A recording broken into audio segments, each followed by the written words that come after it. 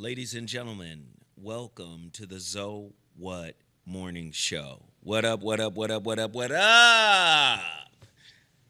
So, yeah, you already know what it is. Black owned businesses up front.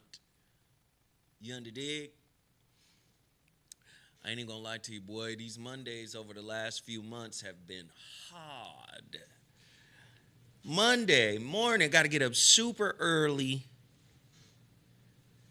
get to the gym. Debo from Fridays is my trainer. And boy, get back to the crib, bathe, pray, and then make a beeline over here to One Stream. Speaking of One Stream is one of our black-owned businesses that we're going to put on KBLA. We got to do it. Boy, I want to play y'all. I want to play y'all Mike's commercial.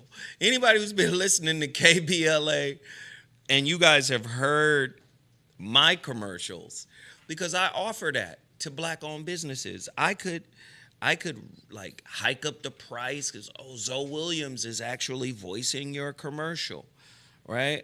But I don't do that. For a lot of black-owned businesses, they don't have the capital, to pay for that. But typically I offer, I'll voice it for you, And Tavis be like, hey man, you got to charge them if you gonna do the voiceover. But Mike's voiceover is comedy. I want to play it, Mike. Mike, do you have it? You guys got to hear Mike. He's like, hey, Zoe, for the commercial at KBLA, I had some ideas, and usually I'd be like, hey, man, just give me a couple of bullet points. I will write it, and then I will voice it. Boy, Mike said, no, I'm finna write. Mike turned into Prince. He said, I'm going to write, produce, perform. I'm going to do it all. Mike had his graffiti bridge moment. When y'all hear this thing, man, and it ain't, let me just say, it's not horrible. But my response to Mike might be horrible. What did I say? I said, yeah, I'm going to rewrite this for you, Mike. Yeah, let me rewrite this for you, Mike. Let me get this thing together. Welcome in. You already know what it is. I like to promote black-owned businesses. I like to get black-owned businesses their shine at the beginning of the ZoWhat Morning Show. Some people think it's a hustle, but it's not. When I talk to the businesses, especially in Inglewood, there have been businesses all over the country that have benefited from this platform. They have gotten some national visibility, and they've gotten a lot of customers come through this portal. You hear me talk about Total Package Energy. You hear me talk about Russell Herbals. You hear me talk about a lot of businesses that have come here and actually gotten, a boost in their business. That's how you know if your platform is valuable. That's how you know it's not a hustle. Right? Because when I go check on my brother over at Huff and Puff, and we've been promoting his business for the last 2 weeks now, and he goes, hey, man, foot traffic has increased. People who listen to your show are coming in here. That lets you know you have a pretty viable platform that actually funnels foot traffic and people to the place of the business. And, of course, one of the cleaners, brown folk, our Latino brothers and sisters. I got a business that we're promoting. He's like, Zoe, the foot traffic is crazy. You did the commercial for the one on Inglewood, for the one on La Brea. I need you to do the commercial for my other one over here on Centinela, both in Inglewood, because he's got 2 locations. But he's like, the foot traffic is crazy. That's how you know you have a viable platform. A lot of people think they can copy what you do without the traction your platform creates. It's easy to say, oh, Zoe is doing that. Well, I'm going to do that. But if you don't have any followers, any traction where people respect and honor your word, then, doing what I do or copying it or trying to recreate it, it really has no power. So again, and that isn't to besmirch anybody or put anybody down. That's simply to say it's easy to copy a winning formula or a proven formula than it is to create or recreate that winning formula. What do you mean by that, Zoe? It's quite simple. I could do what successful people have done, but if I haven't gone through the experience of what caused them to do what they've done, all I'm doing is copying. So it might not be a surprise. I'm saying it shouldn't be a surprise to you if copying doesn't get you the same results. Do you get what I'm saying? If copying doesn't get you the same results, because typically the results the person who is successful has come through trial and error.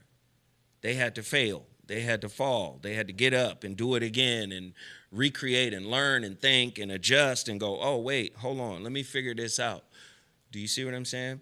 People are asking about Dr. Russell Harrison. He's on his way back. We are, praying for the good brother. Like he's in a good place. I don't know if he sold.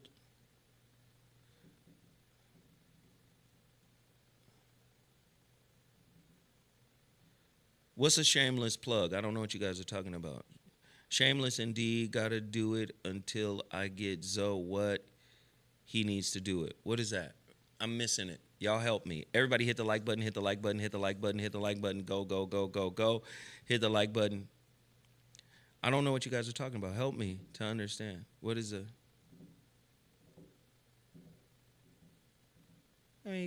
let me know what we on. Y'all sharing or no? All right, never mind. All right. So, Total Package Energy, black-owned business I've been rocking with for a long time. They are still doing good business. I talk to that brother all the time, and he's just an amazing guy. And I love to see. He's a scientist. I think he's a member of the Nation of Islam. Brother's dope, man. Just super dope. He's a literal scientist. Went to school for science, got his degrees.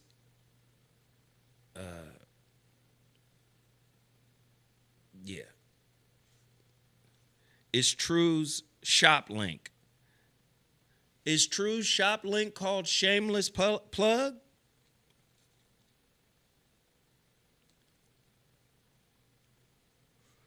If that's the name of Truemonger's plug, oh, there it is. Uh-oh, we gonna get those jingles going in a second, y'all. Ashe, Ashe, growing the soul. I see you. We got 3. We need 27 more. Wait a minute. Let me go back. Let me see what Truemonger is on. True Measy. True Measy. What am I doing for True Measy? True Measy, put your link back in there, man. Let me see.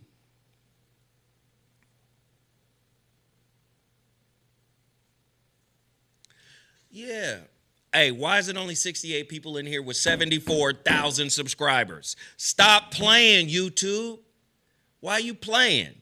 You don't want people to get to me? Is that what it is? Come on with the shadow ban. It's got to stop. Let's see. TrueMongerBrand.com. Let's go.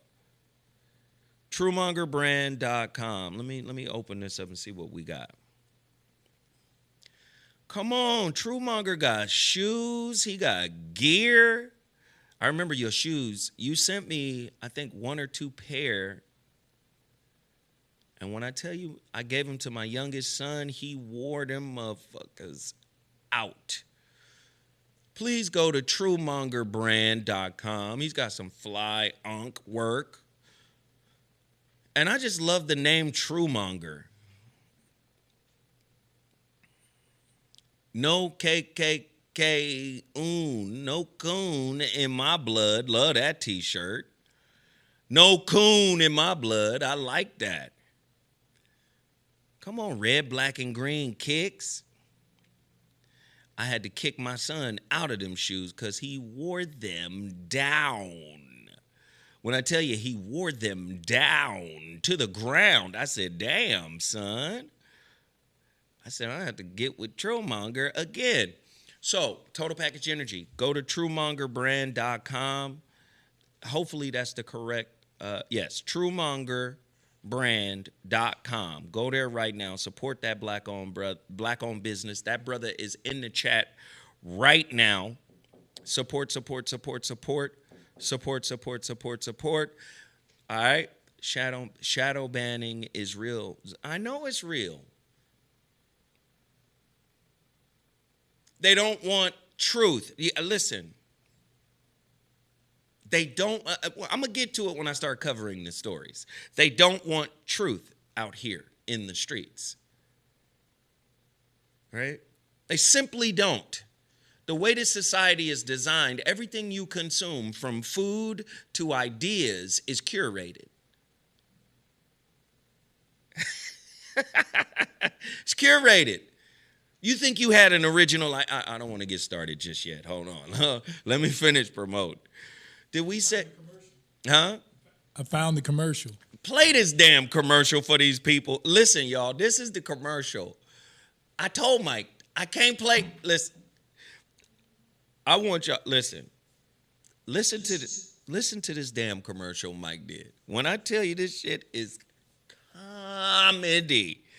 All right, this is Mike doing his own commercial. Now I'm gonna have to redo it and rewrite it. I did it for time. Please, y'all tell us what you think in the chat. Here we go. Of Mike's. Just tell me what y'all think of Mike's commercial for himself. Let's go, Mike. OneStream.tv, your expert partner in podcast streaming. Need a green screen? Come to OneStream.tv. Want a music showcase? Come to OneStream.tv. Rates as low as $75 an hour. We got cameras, mics, stage, 4K, step and repeat, everything you need at OneStream.tv. Come visit us in Inglewood at 740 Centinela Avenue or call us at 323-296-4444. That's 323-296-4444.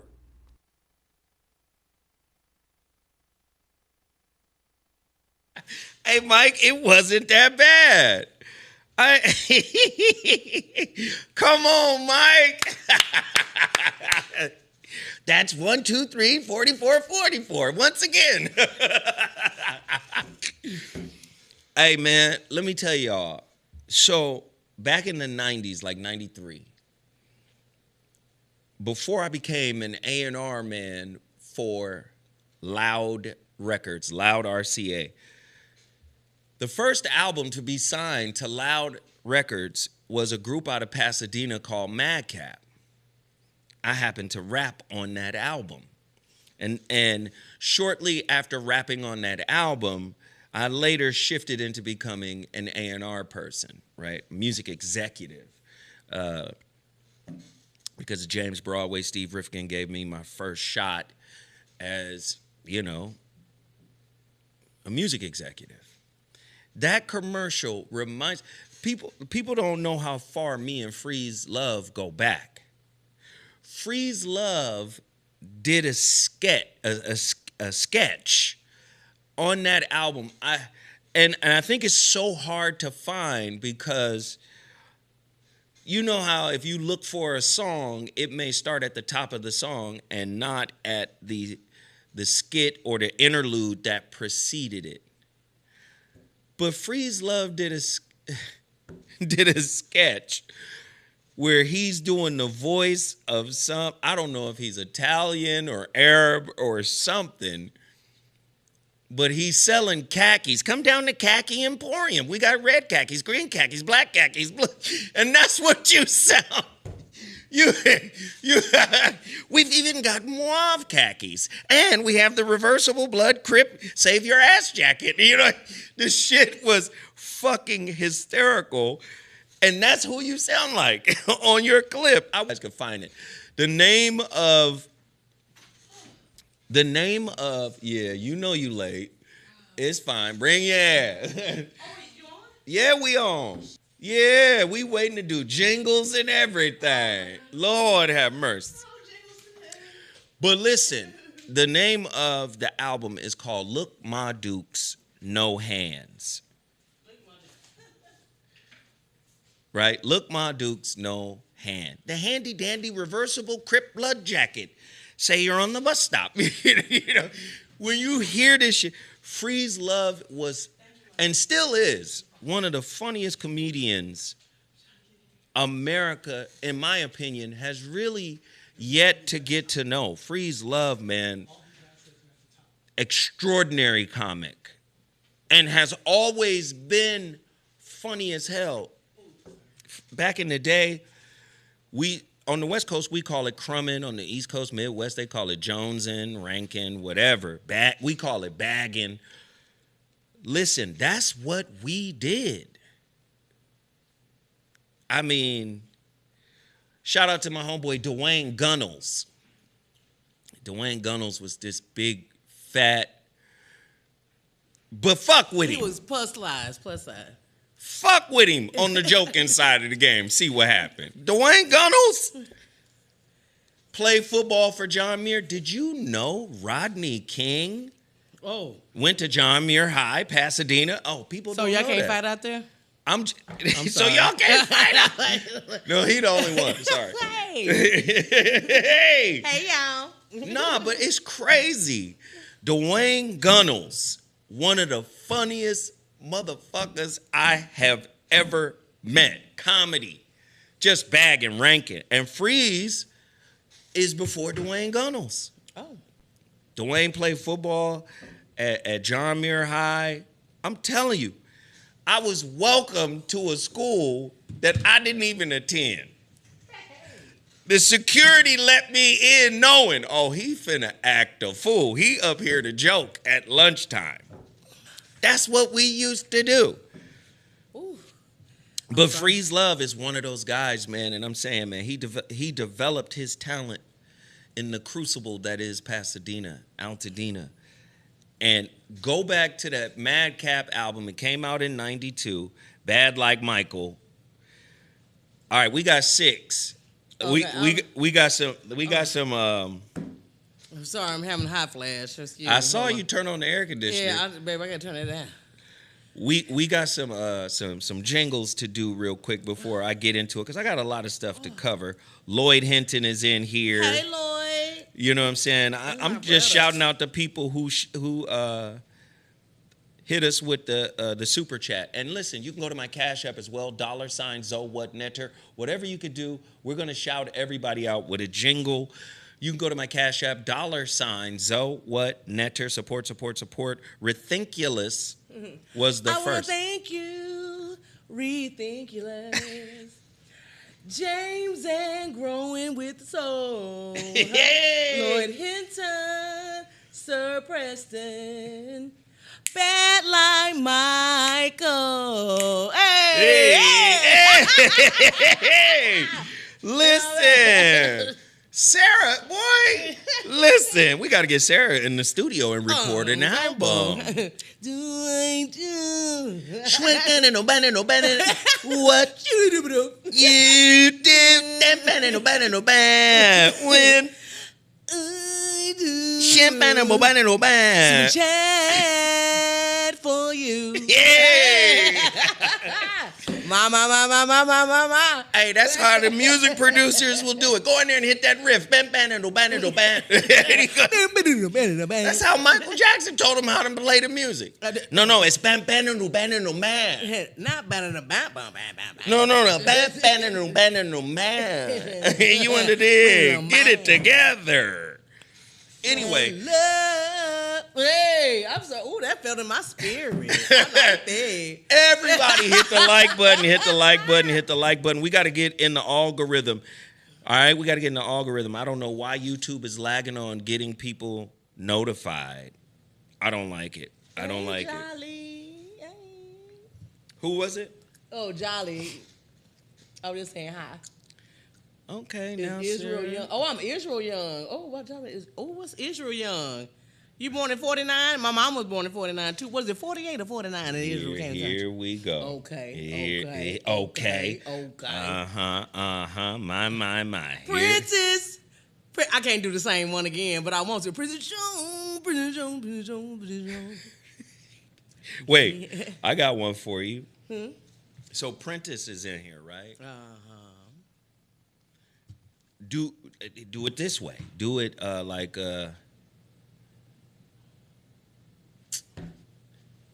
mint condition. Oh. Boom, boom. Boom. Boom, boom, boom. Princess Jones, we thank you for your 5 spot. It's coming 2 weeks in a row. Boom, boom. Hey, come on. I'm telling you, you just keep super chatting. We thank you once a day. Keep super chatting. Hey. Keep super chatting. Crazy. Oh, I do the hand. Swinging. Ma. Oh, I love it. All right, we got stuff to cover. Okay, we got. Okay, within this. Now, I wonder, is there a way that you can redo the description? Sure. Because, Let me see here. our friend. Blood's ice tactics. Yeah. Ice is out. Yeah, Sarah, cook. Because maybe it's the fact that Mike did it. That it ain't. Okay. Let me see. No, because y'all heard the jingle, right? Mm-hmm. No, we played Mike's jingle that he wants to play on KBLA. Oh. Mike recorded it. Hi, my name is Danny Bonaducci, and if you want to do a podcast, I've got tall mics, short mics, little mics, big mics. If you were hurt in a car accident, don't call your insurance. I've been in the insurance game for 35 years, and if you want to know about podcasting and insurance, I've got you covered. Call Sweet James. I said, what the fuck kind of commercial is this, Mike? What are we doing? We've got cold popsicles, medium popsicles, hot popsicles. We've got them all. More problems. What up? Come on, man. Don't just be calling me. No, last week Zoe didn't know who Jolly Roger was. Oh, on the Cash App. Oh, I've changed it to Drake has LeBron on Hotline Bling. That's what we about to do. Hotline Bling. Okay, let's just go right to the first story then. Okay, we're going. So in 2022, God, a dude had a tattoo of another dude. Oh, well then there's that. Now, appear like, okay, you have a tattoo, and you got other guys that have it too. So Gilbert Arenas says he has a tattoo of Kobe. Or his number, his jersey, whatever. And I get it. Right? I mean, I get it. Okay. My son has a tattoo. When Kobe died, my son was devastated. My oldest son. He was in college at the time. He's Fresno State. He called me, Dad, is this real? He heard about it before I did. So immediately he got a tattoo of a snake. Black Mamba, right? Hold on. Oh, Lord have mercy.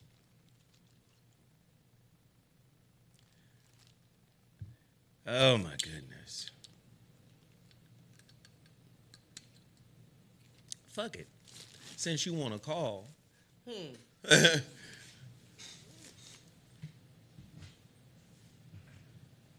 And this is the portion of the show that you can also go to your super chat and super chat. Hit up Zoe's Cash App. You can have my Cash App if you want to. That would be great.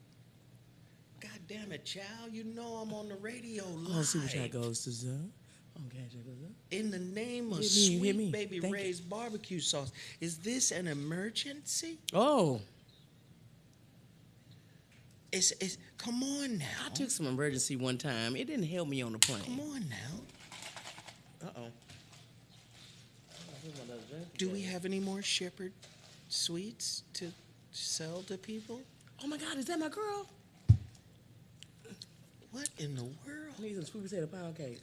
I mean, if you calling and it's a motherfucking emergency, I understand. It's not an emergency. Someone please call 911. They don't give a fuck. Your family don't really care. You know that, right? At all. Like, fuck him. And call him. Oh, I was on the other line, and I needed to get you in on this. For what am? Good. You hung up. Good. Getting embarrassed for calling. Anyway. It's so crazy. And we're back. Okay. So my son got a tat of a snake, like a black mamba, and a snake like in the number 8 on his arm. And I think the smoke, or I don't know, something, 24. Kobe, right? What, a snake with lung issues? I don't know if there's bronchitis. I don't know what. Kind of little upper respiratory. But my son got a tattoo, you know, to honor Kobe Bryant. Because, you know, he died. He's died right there. Which was heartbreaking. Like, Yes, it is. so I understood that. He went out and they won their game against Air Force. He had 26, 27, you know, and he was really like hyped because he was like, I did this for Kobe, you know. So I get it. But this is weird. A grown-ass man who is a superstar. And I'm tired of the grown-ass man trope. Just because somebody is chronologically an adult does not mean they are internally grown. That is true. And we need to make that clear. So he had his fellow narcs. People get mad at me because I'm telling the truth, but it's starting to come out and y'all starting to see it. Everybody is painting LeBron as a narcissist. Difficult to deal with, selfish, always putting down the teammates. People say, why is Zoe so hard on LeBron? Because you're not from LA, you don't understand. Yeah. We have a culture here. The Lakers represent a culture. Inglewood represents a culture. Pasadena represents a culture. Compton is a culture. Do you understand what I'm saying? Hollywood, a whole nother culture. So when people come from out of town and get a little comfortable, typically they get checked by the culture. But you have to understand, if you're from the biggest city in Ohio, you know what I'm saying? Like, The one next to the river. Go on by that bayou, boy. Hey, no disrespect. No disrespect. I'm just saying it's just a certain get down over here. That's all. And I'm just saying it's better and anywhere else is less than. I'm just saying there's a lack of understanding. So people get mad at me when, I talk about LeBron and you're starting to see it coming out. Let me tell you something about black people and then I'll get back to the tattoo. Okay. Let me tell you something about white folk and the infrastructure they got. Once you start smelling yourself within their infrastructure, they be like, oh, this nigga, let's knock his ass down. That's what they do. And you heard me speak on LeBron last year when I said, man, I love the fact that LeBron is low-key punking the Lakers on the nepotism side of the game.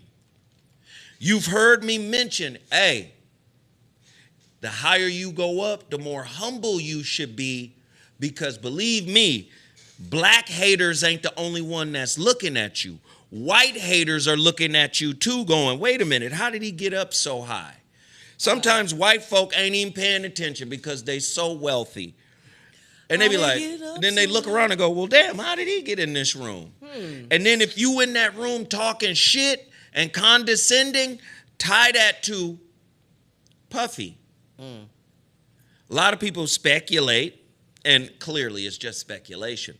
A lot of people speculate he pissed somebody off. Maybe it was the distiller company, the company that gave him, that liquor brand. Who knows?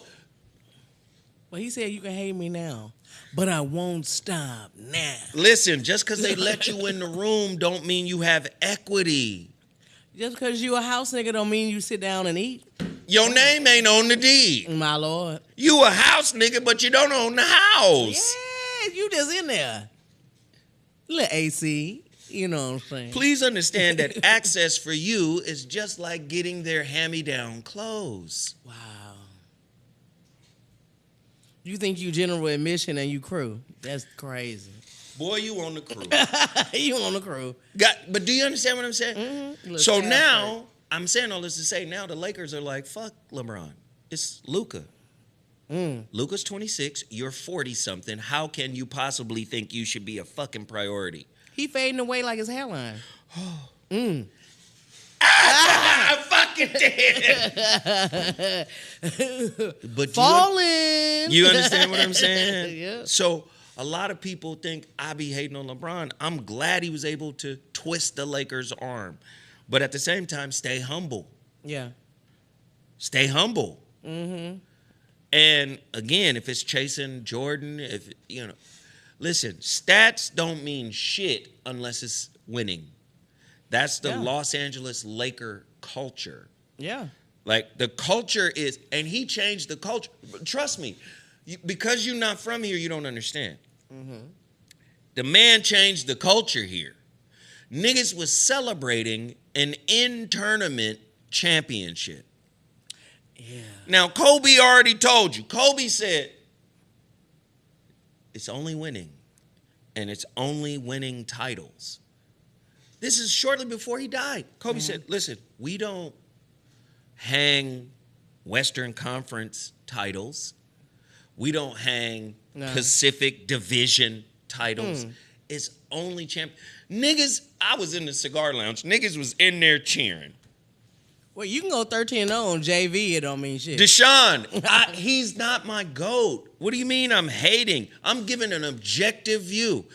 When I say, LeBron has the greatest NBA career ever, is that still hating Deshaun? Is this nigga your idol? Do you have an altar set up for this nigga in your closet, nigga? Wow. Is this who you pray to? I don't know. Is this who you aspire to be like, nigga? Deshaun, god damn. I can't have an opinion because now I'm hating? What in the entire fuck is going on? I'm telling you the truth. I'm giving you contextual understanding of what it means to be raised in Los Angeles and how we view the motherfucking Los Angeles Lakers. It's just that simple. And I'm not alone. It's not hating. LeBron has the greatest career in the history of the motherfucking NBA. Period. But does that make him the greatest? Does that make him the greatest player? No. And in context of his stint here in LA, one bubble championship. Yeah. He is 28 and 25 in playoff games. Nigga, that ain't winning. Yeah, the nigga with AIDS had more than that. Hello? I'm sorry. I'm sorry. I'm sorry. I need you to stop hating on my mentor. It's the reason why these goofy niggas is running around this motherfucker right here. This nigga got a tattoo of a man, and I get it, fine. You're gonna replace it with another tattoo of another man because the other man hurt your heart? Your butt hurt. That's a way to put it. Okay. Then he drops a goofy ass song. What did I miss? The narcissism is rife.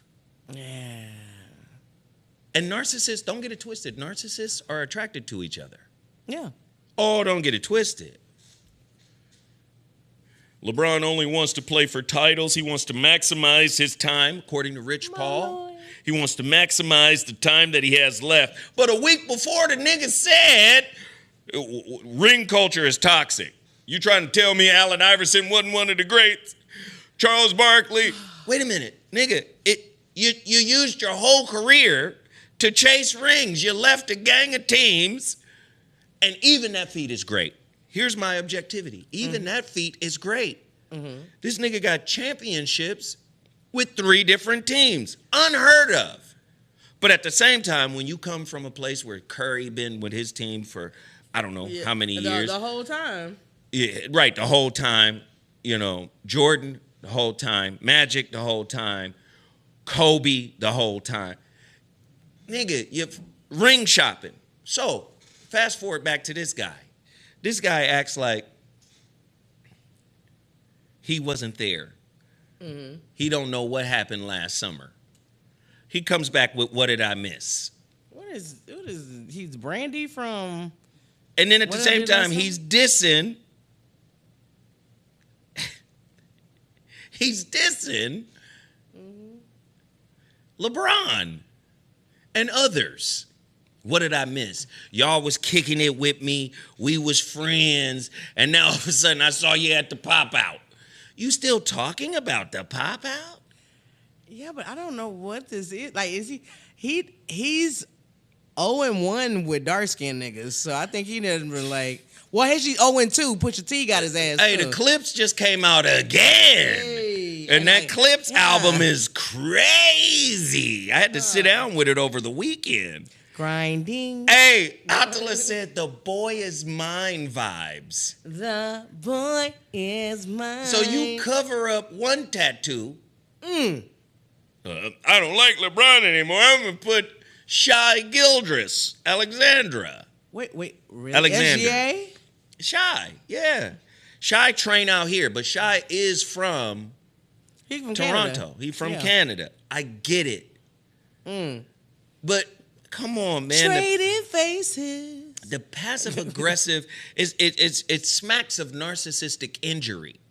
You used to be my friend, but you're no longer my friend, so fuck you. I have another NBA friend that is my friend. I'm gonna take my skin back, nigga. What is...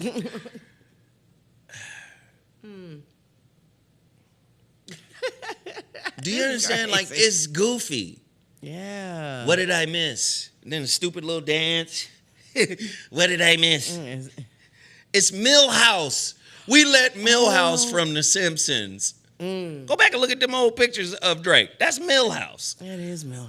Milhouse grew up and got a beard, and now all of a sudden he the coolest nigga. Come on. Enough. Enough.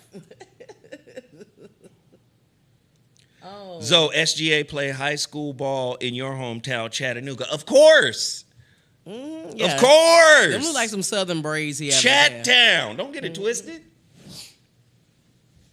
That's crazy. I'm just saying, like, no disrespect, and I mean no disrespect, seriously, but you can see, man, once black men rise in power within the infrastructure, right? What infrastructure? Capitalism. A lot of times, if they're not individuated, if they haven't done any self-work, these niggas lose their motherfucking minds. Yeah. Lose their mind. Both LeBron and Drake. Lose their motherfucking mind. I'm telling you, you better hold on to... The higher you go up, the tighter you should hold on to yourself. Oh. And a lot of people don't understand that. You know. I mean, it's the battle of the tattoos is crazy. I've got the other guy right here. Wow. Yeah. It's toxic. That's super toxic. And it's happening. I haven't even got my ex-girlfriend name removed from my back. You know what I'm saying? It's too painful. You playing too much. I'm sorry. A long time ago, the Lord had changed my life. But anyway. Back to you, Zo. What won't I talk about, Mo Problems? They want to challenge me today. I'm with it. Oh, I'm excited. Let's talk about it. What won't I talk about? Hey, we got soulful videos. They hit us. You got a jingle for them? Soulful. Damn, Let me see. I was gonna say, does Video Soul have a Back to soul, back to soul videos, back to souls in the chat. I don't know. Yeah. I don't know. I'm sorry. Okay. Forgive me for that one. I don't know. Here go the Cash App. Let's see. We got we got Israel. Hey, here I am. We got Daru. We got Latarius Brown. And we got Latarius? Nicholas. I have one Cash App. Let's sing. My one Cash App. It's of course from my friend Lloyd. Oh, I have two. I'm sorry. And I have Floyd Cephas. Oh, Floyd Cephas. Floyd Cephas and Lloyd Hinton on my Cash App. Thank you. Please. Joy to the Negroes. Oh, thank you for my lunch. Oh, please Thank you for my send more, please. I'm not gonna put you on my sleeve. My name is not Drake, and I'm not from Canada. Yes, my. Oh, God. Here we go. I'm sorry. I just Here we go. It's getting crazy. I'm sorry, Ridiculous. I didn't mean to. Oh. It's getting nuts. I didn't know, bro. I didn't It's either. getting nuts. I'm so Lloyd sorry. Hinton. We got Edward Burton on the Cash App. Oh, Edward Burton. Edward. Edward? Electric Avenue. Hey. We getting fire. Thank you, Edward. I want to love you, Z-Line Pharrell. You gave your 5 spot to the super chat. And oh, I like that. I might bring that back again.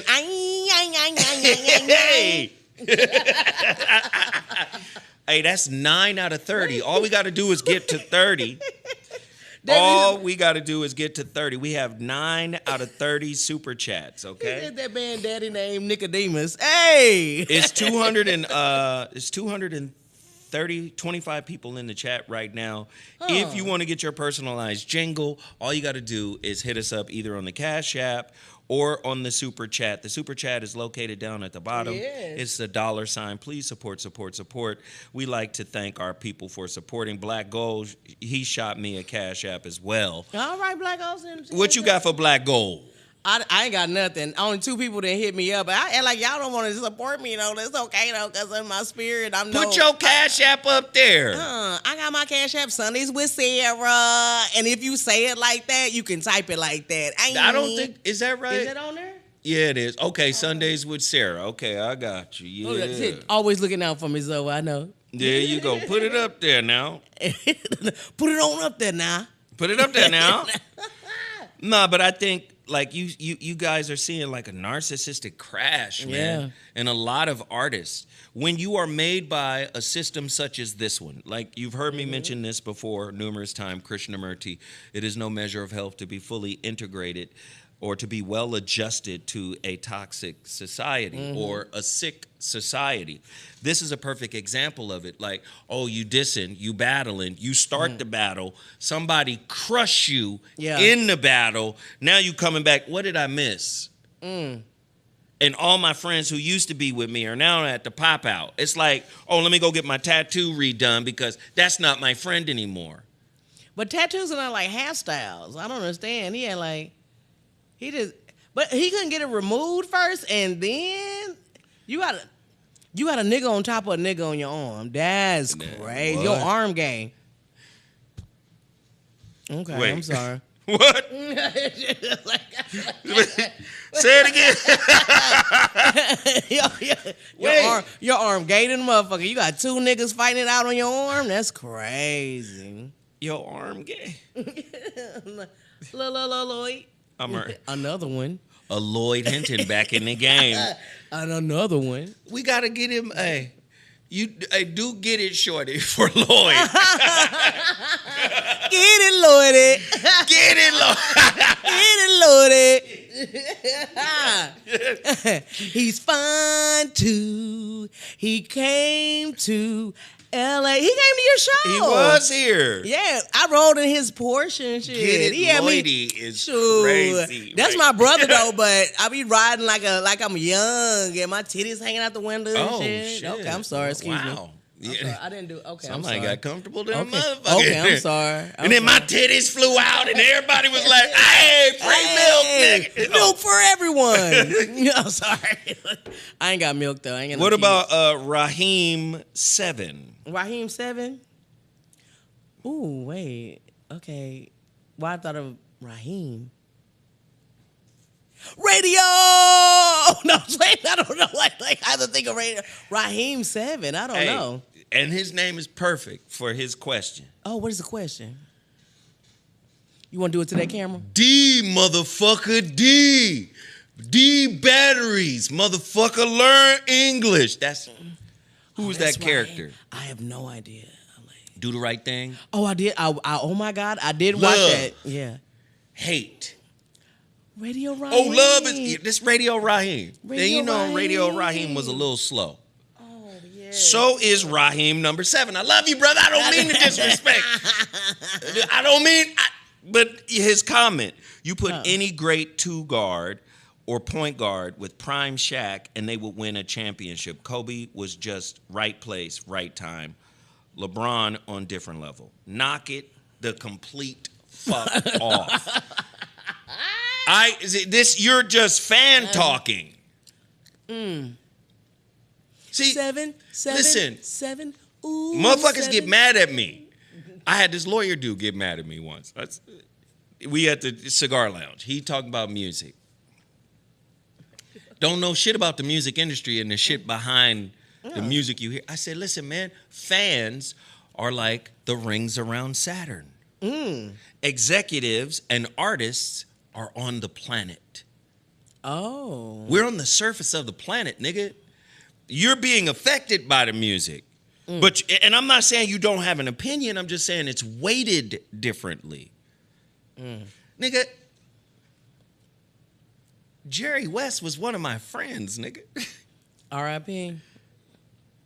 Like literal conversations with the logo about basketball, about the NBA and professional and nigga, the Lakers traded their starting center to get Kobe Bryant at number 13 in 96. I was in high school. Now that it's over, Jerry West is shitting on Kobe Bryant to other teams so they don't work him out. Because Jerry West knew what he was. Said, this is the next motherfucking Michael Jordan. What the fuck? Yeah. Nigga, we'll give up Vlade Divac. I like Lottie though. We love Vlade. We thought Vlade was the shit, but guess what? Lottie Dottie, Lloyd liked the party. Okay. And then nobody knew what he was. Even the Clippers. You hear the Clippers. Well, nobody will respect, especially LA, nobody will respect us picking up a 17-year-old to change the culture of the Clippers. The Clippers could have drafted Kobe. Well, nobody in LA will respect a 17-year-old. Okay. They never been to Figueroa. The reason why, Sorry. I'm just saying, Charlotte had the first pick. The reason why Charlotte was like, hell yeah, get this little nigga up out of here. We'll take Vlade as a starting center. Vlade was an all-star with the Lakers. Sure, we'll take him over this kid because they didn't really know much about him. But Blotty was still putting in work. And you got Jerry West behind the scenes shitting on Kobe. Telling teams, no, don't fuck with him. Ain't nobody really fucking with that kid. That's a fucking kid. And that's during a time where jumping straight to the NBA, little bit of a problem. Wasn't really respected. So, and then he said, Shaq and Penny didn't win a title. Remember that. Shaq and Penny didn't win a title. Shaq and Wade. Wade is already a champion. Yep. when Shaq gets there. Don't forget that. Exactly. No, sorry about that. No, I think They Shaq- got after it because no. That's how they won the title. That's right. Because it was him. It was the big three. It was Shaq and Wade, but Wade is already Wade. So, and we missed. Then LeBron was never the number 2 option because he was on trash teams. It's called the Eastern Conference for a reason. Kobe Bryant has the most wins in the playoffs against 50-win teams because we're in the West. The West is the toughest division.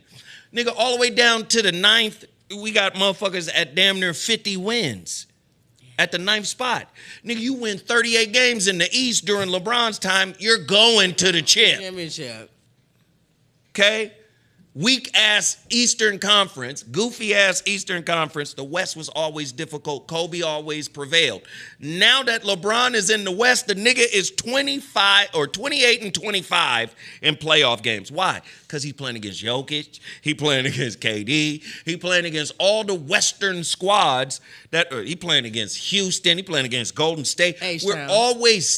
We always stacked in the West. Now, Mo Problems have a good question, though. Who changed the league more, LeBron or Kobe? Kobe. Okay, I'm just asking the question. It's real simple. Kobe. In what way did LeBron change the league? Go watch The Redemption on fucking Netflix. But Kobe wasn't doing the powder. The powder No, shit. but nigga, he stole that too. None of them give a fuck about the goddamn. How did LeBron change the game? Kobe's shoes outsell his. Kobe's jerseys outsell his. When they went to fucking China because they needed him, you remember LeBron? I call him LeBron's because that's all they were winning was 3rd place in the Olympics. Until what did Kobe tell them niggas? I came because I'm tired of seeing y'all lose. Coach K, what did he call? Oh, we got the best player in the world here, Kobe Bryant. Who changed how these niggas work out? Kobe Bryant. When them motherfuckers got to China, you niggas is regular niggas next to Kobe. Kobe come outside, there's fans all over the place for Kobe, nigga. Wow. So you talking about who's the most motherfucking influential? Kobe is way more influential than LeBron. How has LeBron influenced the game? Somebody said flopping. Somebody said crying. Shitting on your teammates. Well, fuck it then. Okay. You know, last I checked, it's me and Luka, and then there's 8 other guys. You ain't never heard Kobe say, well, I did my part. It's 8 other guys. You never heard Jordan say that. You never heard Magic say, let me just say, the way the team is currently constructed, there's only so much that fucking Superman can do. You understand? Now, this is how it's set up, okay? Why are you talking So, I'm Superman, right? This is Okay. me. Powers are crazy. Powers over here, okay? Mm-hmm. Off the fucking Richter. You understand? Now, here's the thing. My whack-ass teammates, that's kryptonite. See, Okay. I can't come all the way through with these weak-ass niggas. Better teammates under you. Better teammates. I need support like a bra, honey. Wait. Better teammates. That's the answer. Better and better, okay? The nigga got more top 75 teammates than anybody.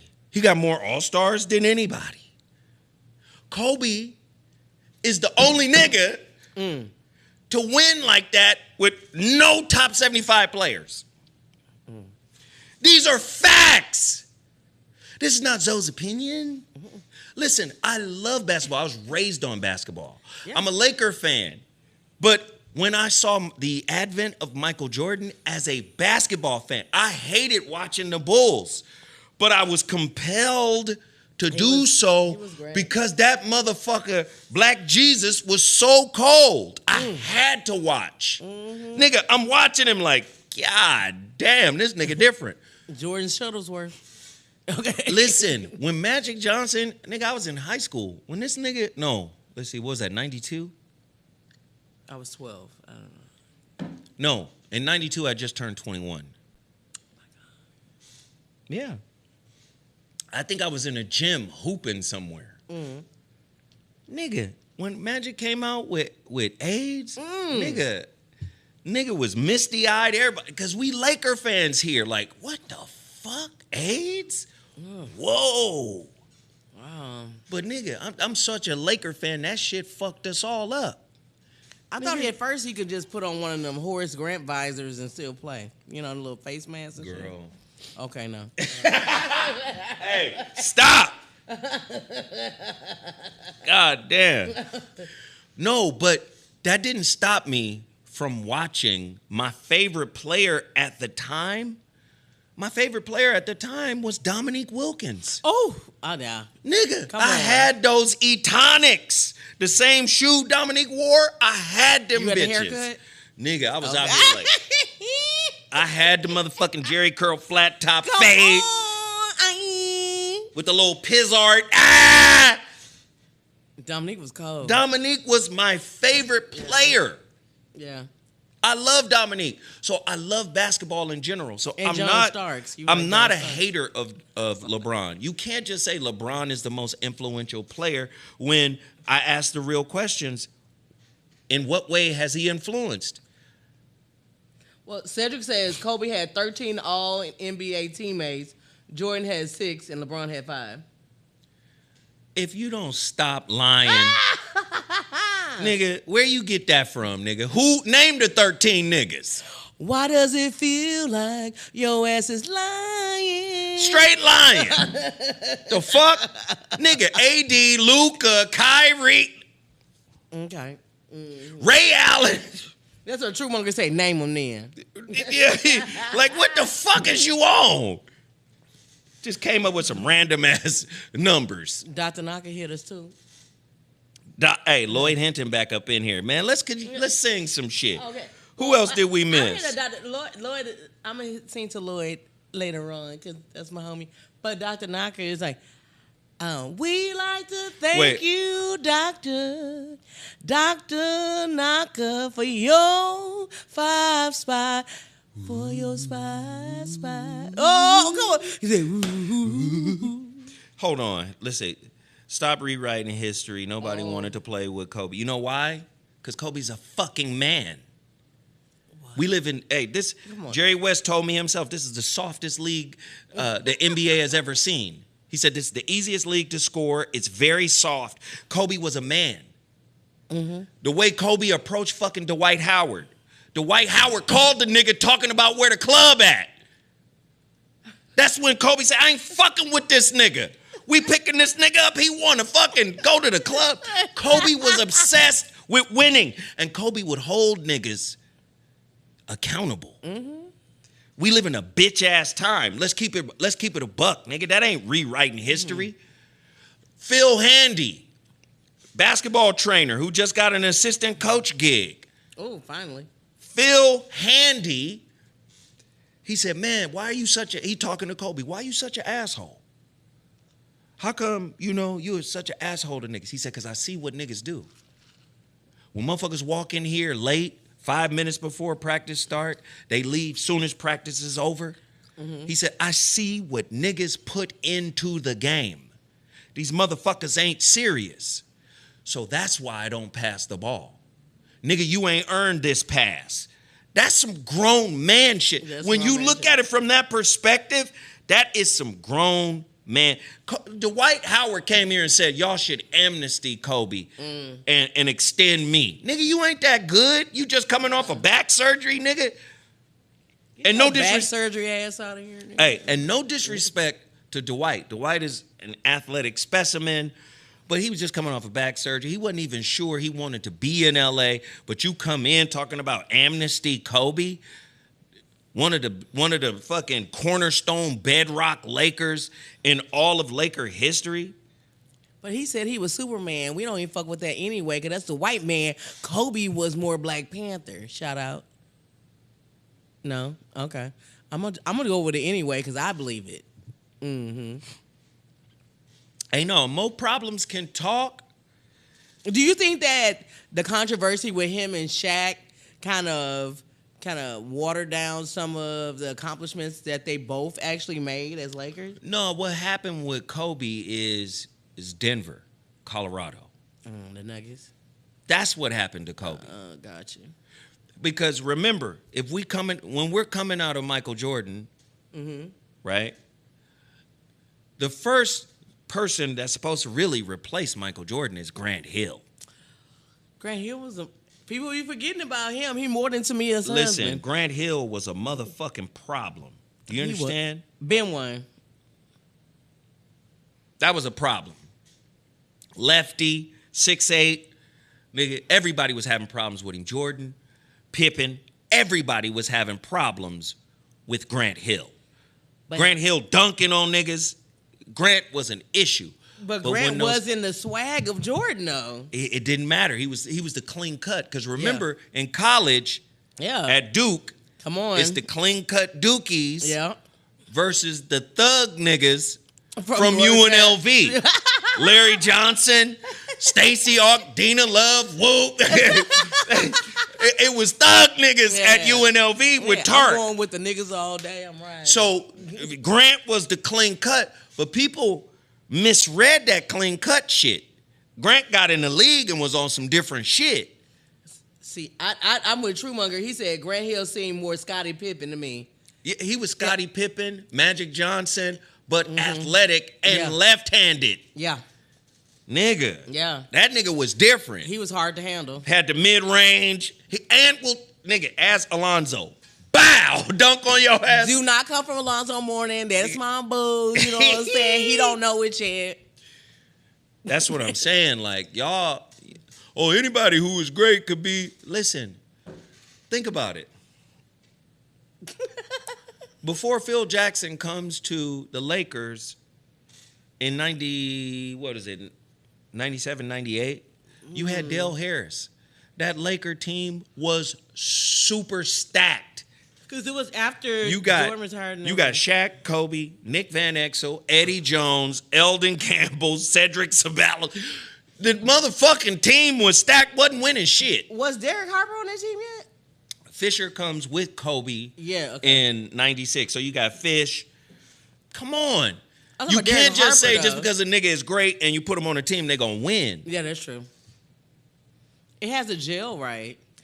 That's why I was upset with a little bit of what Tracy McGrady said. Now, where I give Tracy McGrady credit, Tracy and Kobe were actually homies. Like, they really fuck with each other. Tracy McGrady is like if they did basketball unsongs, Tracy McGrady would be the first person on the list. Because he didn't win Dale nothing, Harris, but he right, was good. couldn't make it work. That's right. Yeah. Dale Harris was terrible, and Dale Harris was part of the old guard. Yeah. So the old guard is, hey, rookie, you didn't even go to college. It was kind of like, you understand what I'm saying? They said, LeBron was never number 2. You went to the trash-ass Cleveland Cavaliers, who hadn't been good since fucking Craig Elo and them. Matt Doherty. Like, they hadn't been good forever, nigga. So you go to the fucking bottom of the sink. Not the bottom of the sink is crazy. But that's what I'm saying. Like, Kobe would have averaged the same kind of numbers that Iverson and all these other niggas did if he would have went to Charlotte. Because wasn't nobody in Charlotte. No. And Kobe would have averaged 30 a game as a rookie. Thank you, Attila. Basketball unsung would be. The motherfucker comes back. He comes to L.A., but L.A. is already stacked. But Jerry West wasn't talking about Eddie Jones and Nick Van Exel Eddie to Jones Shaq. Eddie Jones is a beast. Wait a minute. Eddie Jones Don't was a bring motherfucking. Hey, I love Eddie Jones. Jones was bomb. Like, y'all be I tripping love on motherfucking Eddie Jones. As a Laker fan, I was at those games. Okay. At the time, I was dating a Laker girl. Oh. And it was such a wonderful time. I saw Magic Johnson come back. Oh. Playing point forward, buff as hell. Playing She didn't fuck with him, did he? No, she didn't. Okay. Oh, but she was a Scorpio. Oh, my God. Wait. Oh, I have such a... Who It's is that your Michael favorite Jackson Laker of all moment time? with Michael Jackson? Who is your favorite Laker of all time, though? It's Kobe. You know, mine is very surprising, though. I'm not a diehard Laker fan like you are or my Uncle Dino. Shout out to my Uncle Dino. But I love Big Game James. Let me tell you something. James Worthy. James Worthy, my nigga, bro. Like, Hey, Big Game James. yeah, Cold than a motherfucker. yeah. He was like the Barry White of the Lakers. You know what I'm saying? Like, Nah, he was just smooth, man. he was smooth. Wing player finished with that long, hey, give me this, bitch. You know, I loved it. I'm gonna pitch. I'll tell I'm gonna pitch it too. Instead of unsung, unshot. Said Kobe overrated. Is you nuts? Come on, bro. Get out of here. Goofy motherfuckers. You got niggas being paid to besmirch this man in his death. I think y'all niggas is so used to toxic takes that you here for it. Don't besmirch this nigga in his death. That motherfucker worked harder than anybody you know. Exactly. That motherfucker saw the benchmark of the league. The benchmark of the league was who? The benchmark of the league was Jordan. Kobe said, oh, that's the benchmark? What number did Jordan wear in the Olympics? 9. What number did Kobe wear in the Olympics? 10. Yeah. That's how you try to transcend a motherfucker. You say, I don't want to be like you. I want to be better than you. Everybody else trying to be like you. LeBron, oh, I wear number 23 because of him. No, Kobe said, give me 24. I'm one up in this nigga. Kobe was so high, only the air could take him down. Do you understand what I'm saying? Y'all don't understand what LA fans back in the day, shit was homegrown. Where's motherfucking Byron Scott, Inglewood, Morningside High? Where's Eldon Campbell, Morningside High, Inglewood? That's true. Wait a minute. Michael Cooper, Pasadena High, nigga. What? The fuck? Man. Come on. Niggas is crazy. Oh, because he scores so much, he's so good. The nigga ain't good. The nigga travels, he cries. Nigga goofy. Like SGA, like I love him, but he push off all the time. But that's just my observation, but go ahead. Zoe, 16-5, that's bronze head-to-head. No, nigga, that's not bronze head-to-head. If you break down the statistics, Kobe versus LeBron, in those games, Kobe cooks LeBron. One-on-one, when LeBron is guarding Kobe and Kobe's guarding him, he cooks him. Every single time. The nigga's frying him. You going with the whole team score. Yes, LeBron's teams were better than Kobe's at that time. Yeah, he has a 16-5 record. But how come his bitch ass couldn't get the weak ass Cleveland Cavaliers that he complains about, that he's always lauded as taking on his shoulders to the promised land? How come he couldn't get him to the promised land when it was time for him to face Kobe? Kobe had to face Dwight. We were expecting Kobe and LeBron. He went limp again in the playoffs. Oh. Sometimes you go soft, baby. The nigga got playoff ED. Start from scratch. Baby, that's a little hard work there. Nobody wants to start from scratch. Show up, my nigga. Somebody show up. I promise. Hey, Byron, I'm not biased. I'm stating facts. You niggas don't know you don't know what an intellectual conversation that exhibits facts are. If I was biased, I would be like, fuck him. I just don't like him. I'm giving you the exact places to go look it up. Oh, he's 16-5. Overall, yes, he's got a better record against Kobe. But when you look at it from a granular level, you know what granular means? When you look down even further, him versus Kobe, he's getting cooked. How is that biased if we're sitting here talking about the better player? And most of you niggas will follow what podcasters are saying. Has it ever dawned on you that maybe the podcasters have been paid to say fucked up takes? Jim Jones just came out and admitted, guess what? I said that bullshit about Nas because I know how to get the internet sparked, right?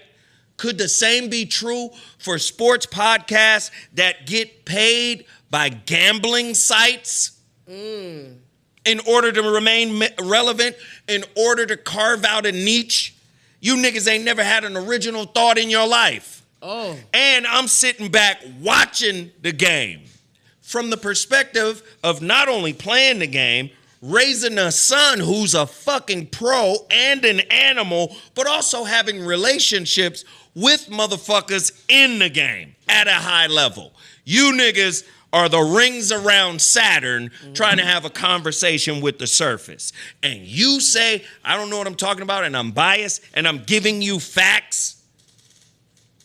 I mean, it's just like me. Like, as a former athlete myself, playing 7th grade volleyball, I realized that somehow now all of a sudden you want to back off. Two things can be true at the same time. LeBron and Kobe top 10 all time. Now you want to back off. Oh, Lord. I got facts for your ass. 100% pure fact. Come on. Let's, on a lighter note. No, fuck it. You know I like smoke. I know you like smoke, child, but I really want to go smoke a cigarette right now, but my spirit is telling me I just need to stay right here. So I'm going to stay right here. Let's escape Alcatraz real fast, Clint Eastwood. Let's go to something else. Come on. I love it when my people be that, hey, we can have these kind of conversations. I just think at the end of the day, you see, when you get too big for your britches, start smelling. You see how the new management of the Lakers was like, all right, nigga, you can get on. You can get on, nigga. As great as you think you are, nigga, you can get on. Because ain't nobody better than Vernon Maxwell. I love Vernon. Hey, let me tell you something, man. I fuck with Vernon Maxwell, dog. I am going to put them down. I'm going to put the cigarettes down. I don't have no weed right now. But anyway. All right, let's get another topic in here. Okay. I'm ready. What you want? So this kid, Jay Versace. Who is Jay Versace? Him. Discord on who gets represented as Black beauty in the modeling industry. Back to you, Zo. So Jay Versace, but that's what hey, Cedric Kelly, you just broke it down. Criticism of Kobe Bryant doesn't mean there's hate for him. I'm disgusted we didn't get to see corporate Kobe. So the same goes both ways. If I criticize LeBron, now all of a sudden I'm a hater. That's a nigga who's in a bromance. Mm-hmm. That's their mindset. Like, I'm not in a bromance with LeBron or Kobe. But what I'm saying is, if we look at it objectively, everybody to a man will say Kobe was the closest thing to Jordan. Then at the same time, ding him for being the closest thing to Jordan. Then at the same time, we'll say, oh, he only won because he had Shaq. LeBron James and Kobe. So can we make the same argument that LeBron only won because he had the players he had? Wow. AD hitting that big shot in the bubble. Oh, y'all remember that? Oh, okay. Kyrie. Oh, Ray Allen. Oh, yeah. It's a lot of motherfuckers, man. So I just think if you want to be objective about it, Kobe won without Shaq, went to 3 straight NBA finals without Shaq. Oh, that's because he had Pau Gasol. You're going to make Pau Gasol the superstar? You saw even fucking Dwayne Wade. How you speaking out your mouth 2 ways, Dwayne? He won that 5th one. I called LeBron and said, come down here. This nigga keep winning. Then all of a sudden you say, oh, but Powell was considered the MVP. Oh, the nigga averaged 28 for the series in the final. Yeah, come back to the light, Zo. Come back to the light. I'm just saying, they keep throwing it. We're going to go to another They keep throwing it at me. Okay, they keep on throwing that. Stop throwing. They keep throwing it at me. He moving. Okay, I'm trying to get up out of it. We're motoring. I'm trying to get out. I'm trying to get out of the cycle. There's a cycle here. Okay. It's a cycle of disrespect. It's a cycle of disrespect. Why? So we got another topic. Why? I can't allow niggas to keep disrespecting the nigga. Yeah. Jesse Jones. Who is Jesse Jones? MJ Hester. Philip Hodges. Brandon Terry. We appreciate the cash apps. We got 1, 2, 3, 4. I want to shout out somebody on my cash app if y'all cash app me. Yes, can we sing a cash app song? Me, Sing a Cash App song that I invites them to sing, or that invites them to share with you. Cash App me now. Dun, dun, dun. Cash App me now. Dun, dun, dun, dun, dun. I work so hard for the Cash App. No. You got. I'm singing. You had it right. You had the song. That was I know. Men Look at at Work. me now. Look That at me was now. Men at Work. Yeah. Okay. So you got to get the hook. I mean the chorus right. I know. I need you to Cash App me now. No. Cash App Right now. me now. That's how I eat some chow. Come on. You tell me about my Cash App song. I mean, because that was Who Can It Be Now? That was the record. Come on. I love that record. Oh, do a little Stevie. Shout out me. Big Bro Zo and Sarah. This is Antoine Ellis. Antoine Ellis. Let's shout him out. Once, twice, 3 times Antoine Ellis. And I want to thank you for your 1999, 2000. Hey, I deep into my contralto on it. Hey, I'm excited. Because hold on. They're going to make me talk about this. Okay, don't talk about. Okay. Pal got elevated by his own words. You niggas don't like listening.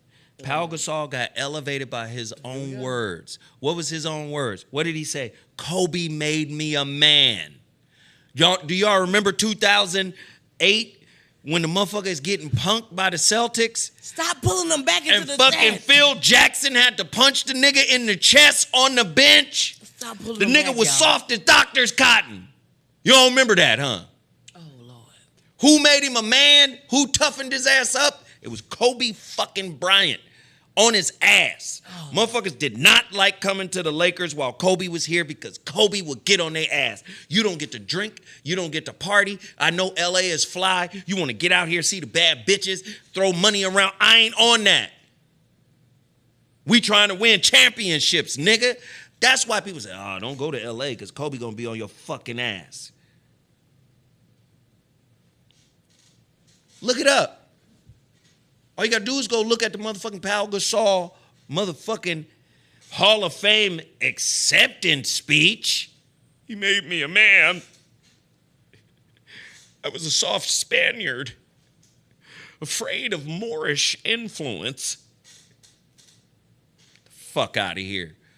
That next year, Pau was giving motherfucking KG, Paul Pierce, all them niggas the blues. Yeah. Stop pulling them back. Stop pulling them back. We on the next story. All right, back to this little boy. The little boy is getting cooked right now. Y'all know he be doing all them weird videos, or he used to do all them weird videos back in the day, and everybody was fucking with him. Is that the Gotham dude? No, it's not. Okay. Nah, you know all those videos he'll have on a wig or some shit, singing, and everybody, he was going viral all the damn time. Mm-hmm. You know, he's a little older now. And you hear people saying it right there. I supported you for close to a decade because I was so happy to see a young black creative pivot into doing the career he wanted and being successful at it. Today, I learned that you don't have the same happiness for others, and it sucks so bad. Now, what he said that was quite jarring, Byron Sims, I love Zoe on every topic but sports. That means your ass is biased. Because if you love me in every topic, I'm using the same format for every topic that I argue. Reason, facts, and logic. So if you don't like me in sports, it's because you're butthurt and sensitive about it. I don't approach it from an emotional space. I promote it or approach it from a logical, intellectual space. So if you like me in all other formats of discussion and not this one, it's because this is your little butthurt space. This is your hemorrhoidal space. Oh, wow, that's uncomfortable. This is your tight sphincter space that maybe is not as tight as you would like it to be. Wow. These are all jokes. Don't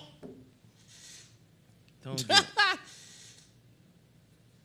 You're not always right, though. Come on, let's do it. You're not always right, so. You're not always right, though. Who told you you had all the fucking answers, man? You're just not. No, I'm not. But I propose a solid argument, and all I ask you to do is thwart it with knowledge and reason and facts. You're not always correct. I don't like your take on this because I don't agree, and I have the right to not agree. So, let me type that up. I love my favorites, and I'm never going to change. Fans, fanatics, sports. Fans, fanatics, sports. Just like patriotism. Yeah. A patriot is a fan of the government, nigga. You're a fan, and it's okay. They call them naggers. Listen, you're not always correct. Not everything that comes out of your mouth is the truth, man. I love Lebron, man. He's got me through many a winter. It sounded like, well, one time I emceed a gospel concert, and Kirk Carr. So let me get back. He was on the thing, and they were like, the guy was like, you know what? He gay, but he got me through a whole lot of the bad times in my life. You know what I'm saying? That's true. Sometimes it don't matter. Yeah. Sometimes they help them out at certain points of their life. So let me get back to this kid, because he said something that was interesting. He says, why do it seem like you gotta look extremely African in order to be a successful black model? I don't like it. So a lot of people, his fans, are upset, with his take on this. Here's the thing. If you know anything about the modeling industry is as racist as any other industry. Oh, very. And they have a beauty standard, right? And what you find is, even in the beauty standard is perpetuated through all fucking, like, Snow White, fairy tales, children's books, television, everything, right? So there's a particular beauty standard, and the beauty standard is established by white folk. Mm-hmm. Who was the man who created the races? The races? It's a white man. Whitey Locks came in and said some wild shit. What was his name? Johann somebody. What's his name? Well, I liked when there was a British talk show, whatever, and this guy, he was telling them, he was like, because these white women were trying to say that black people actually benefited off of slavery and colonization because they had poor education system and stuff like that. And he's like, no. He said, it's not the fact that they had poor education system. They didn't have your education system. Right. So anything that is not like yours, you think is inferior when that's not the case. Right. And that everybody has their own set of rules. It's conducive to their environment and stuff like that. So you just think that everything you do is superior and everybody should be like you, right, when that's not the case. So the nigga's name was Blumenbach. Oh, well, we totally got to take what he said. Yeah, Blumenbach. He made a lot of errors because he was racist. He was a straight racist, right? So what he did was he got the 5 skulls from 5 different ethnicities: white, black or African American, American Indian or Alaska Native, Asian, Native Hawaiian, or other Pacific Islander, right? Additionally, he recognizes a separate category ethnicity for Hispanic or Latino, or not Hispanic or Latino. So listen, he basically said the most attractive skull was the Caucasian woman from Georgia. Not Georgia in America, Georgia south of Russia.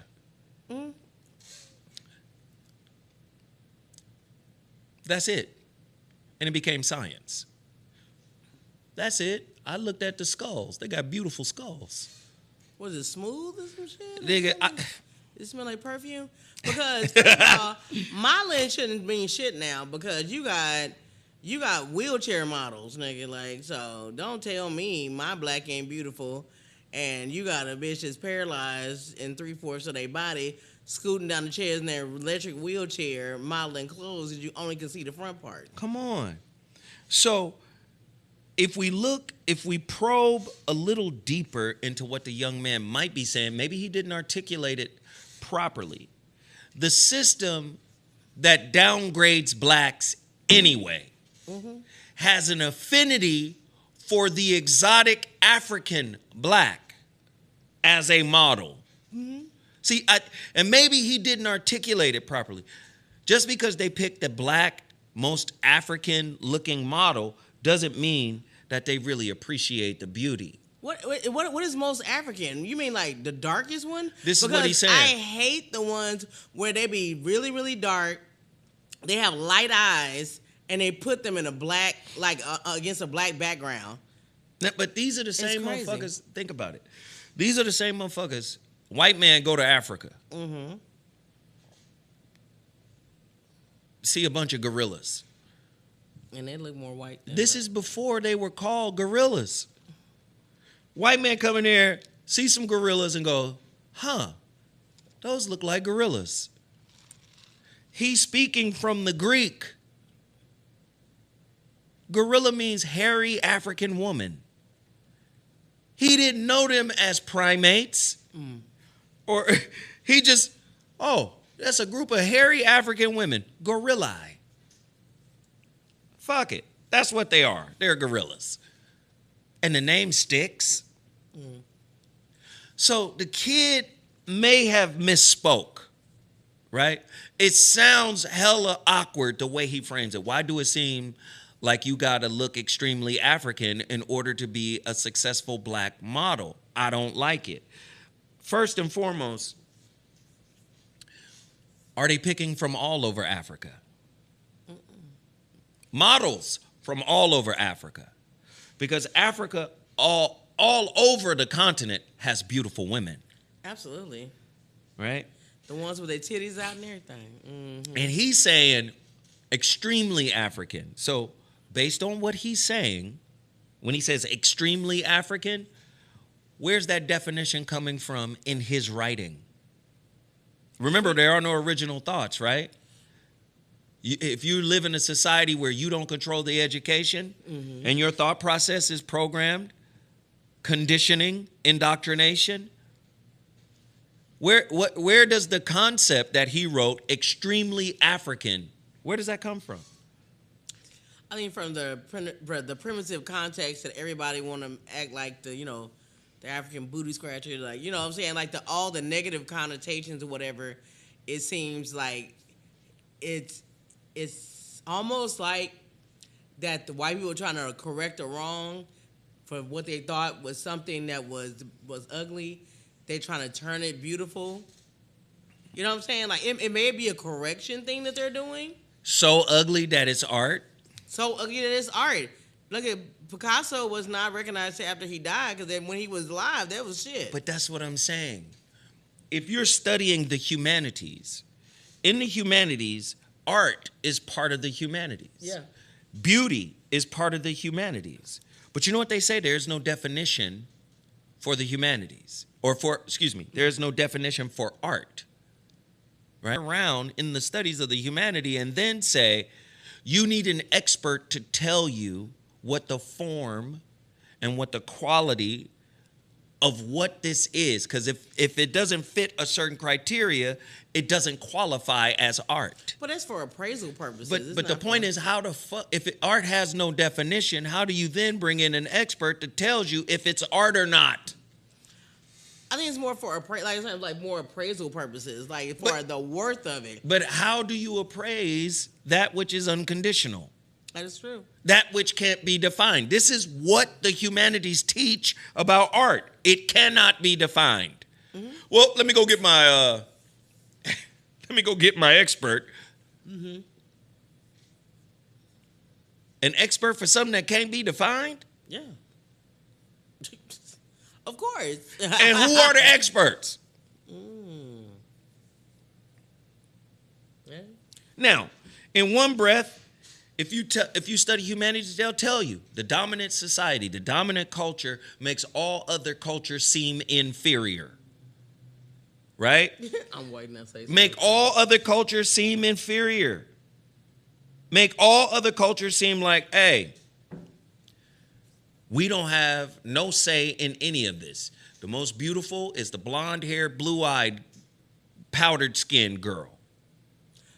But isn't it actually empowering to have somebody not be able to label you versus one that does and able to put a value on you? But they already label you. Like, that question makes sense if these niggas ain't labeling people. But since Blumenbach. Oh, not Blumenbach. Listen. Come on, Blum. Motherfuckers ain't that attractive. These motherfuckers is retarded. And no scientific fact for doing it. I'm just going to say it because I'm white and I said so, as Tariq would say. And that's why I know that white people are actually not the original people. Because the thing is that when Adam in the Bible, like, I believe in the Bible, but when it says it, when Adam was naming animals and stuff like that, he didn't do a whole. You know how the names are listed when like for lineages wise. There's no listing of what this nigga called every animal. There's not, because all of it is God. So therefore, I recognize for what it is. I name it, but I don't have to put it out like that. White people feel like it's just like people were already here in America, but then you want to make it something else. And you want to claim something that's God's, and that's what I have a problem with. It's like claiming what's God. We don't do that. Whatever it is, we let it fly, and then we get upset when others do it, and which actually puts a value on something that if it's God's is invaluable anyway. Right. And then let me ask this question: is the African model just extremely eroticized by Europeans? Yeah. Right? Are they just eroticized like through the roof? Like, oh my God, they're so erotic.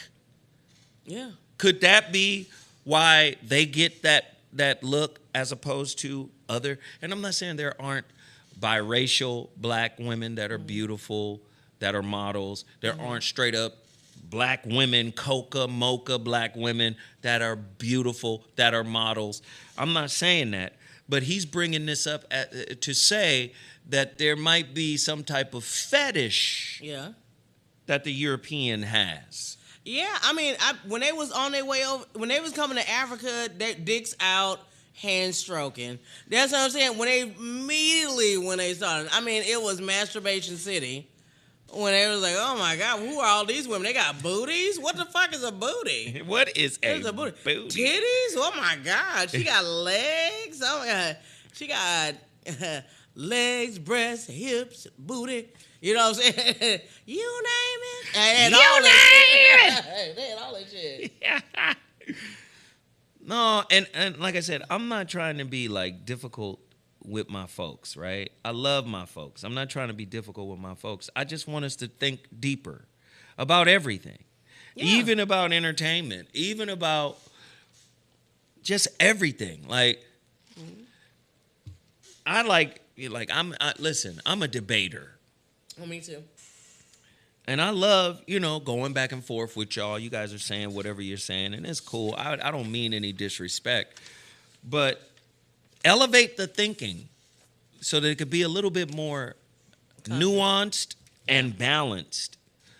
So I'm listening, I'm reading what the young man is saying, and he might be alluding to maybe a fetish towards extremely looking. But when I hear extremely looking, I hear a bias in that, because I'm saying, what is extremely looking African? Because if you go and throughout Africa, you can find everything, every look from around the world in that one continent. Absolutely. The most genetic diversity in the world is found within the African. Mm-hmm. So, and then you have to remember, if you're raised here in America, you were taught to hate your skin. and your hair and your color. You were taught to hate everything about you. We want to look like Miss Lucy. So when I hear extremely African, I hear colonizer talk. And I don't blame the young man. I'm not saying it's the young man's fault. But even in what he said, extremely African, in order to be a successful model, I also hear another side, which is he might have a point. Do y'all have a fetish for a certain look out of Africa? Are you guys fetishizing certain African women? So I'm not 100% against what he's saying, but I'm also trying to create some nuance here so we can understand it. I mean, look, we're all, everybody, like, we never get really recognized, especially as African-American women. We don't get recognized for the beauty in which we contribute to culture. Everybody trying to get like us, and they look a mess when they do it. Look at the women, the white women that be getting all the fillers in their lips and the booty implants.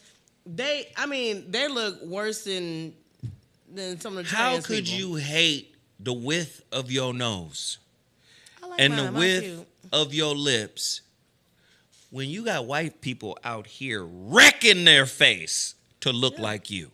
Yeah, I used to hate being, having big breasts and stuff because I've had breasts since I was in second grade. You know what I'm saying? I was a C cup in the second grade. You know what I'm saying? God so, damn. but my mom was like, no, you know how many grown women paying for what you have right now?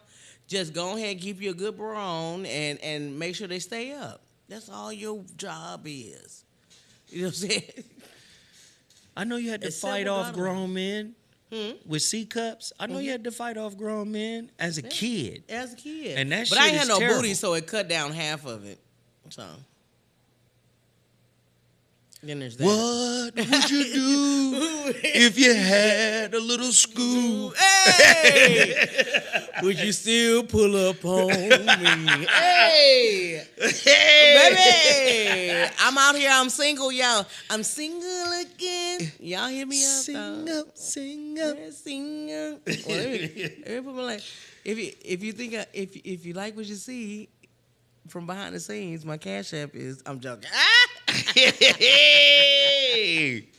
All right, let's get to the next story. Yes, Fuck it. sir. We got stories out here. We got stories. And, okay, so people were You wanna go to complaining. Glenn? Oh, I'm sorry. People were complaining about the Essence Fest. Let's just get to that real quick. Oh, I don't have it on here. You don't have it? I don't see one for that. Hold on. And I just sent Mike something too. You tell me if you have it. Because I'll get right to it if you have it. Let's Okay. go to my sent. Oh, yeah, the two lesbians. Oh, I sent you the two lesbians at the bookstore? Yeah, let's just do this real Oh, quick. I don't have it on here, but I love the story. So can you pull it up? Let me see if they'll allow me to. Hey, we appreciate everybody for sharing and cooperating with us today. Like I said, man, don't take any of my shit talk on this show personal. Just understand, I like talking sports. I like talking crazy. And contrary to popular belief, it's not about being right, but it is about tapping into the facts and having, context and nuance in the discussions.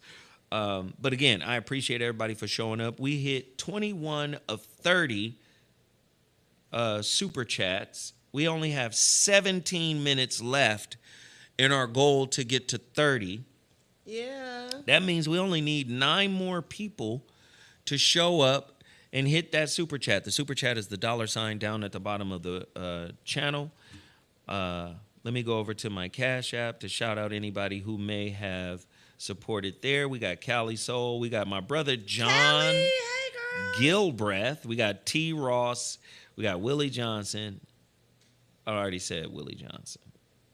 Yeah. So we got Callie Soul, John, and T. Ross. I want to shout out John Gilbert again, MJ Hester, and my girl Callie Soul. Let's Thank sing. you, and Edward Burton. Let's sing a little something for them folk. Okay, well, I want you to sing Sister Sledge. Oh, my We goodness. Are Family. Wait, I don't know. I don't have all the names though. You got John, you got Callie Soul, you got T. Ross. We are family. Hey! I got Cali Soul in me. Yeah. Yes. We are family. Hey. John Griffith and somebody see. Hey. All my people out there, yes. No, Love hey, y'all listen. so much. The fact that she could just do this shit off the top of the dome is fucking crazy. Hey, It's fucking bananas. Everybody hit the like I button. want to do an hit improv show. I want to start an improv thing too. Yeah. You can improv right now. They got to go to your Cash App, though. Yeah, you can go to my cash. If y'all hear me Sundays with Sarah. Please Cash App her. Show her your I love. want to thank you, Heavenly Father. Okay, sorry. That's All my right. jam. So, did you find it? Can we pull it up? I'm gonna have to look. Get on here and. All right. So don't worry about it. Oh, sure. Yeah. I'll You come. want to just talk about it? I'm gonna talk about it. Okay, cool. And then you could also pull it up just on Google if there's an article. But Okay. let's just talk about Lauryn Hill. She slams the Essence Festival. So a lot of, Lauryn Hill gets a lot of flack because, show up late and, Well, she didn't do it this time. but she didn't do it. And a lot of people were upset with the Essence Fest. First off, the Essence Fest is getting old. You got to remember, when the Essence Fest was popping, like really, really popping, was in the 90s. It predates the internet, right?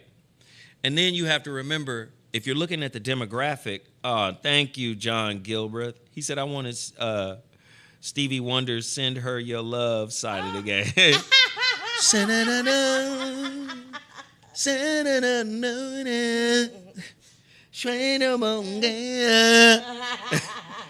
That's when you don't know the words.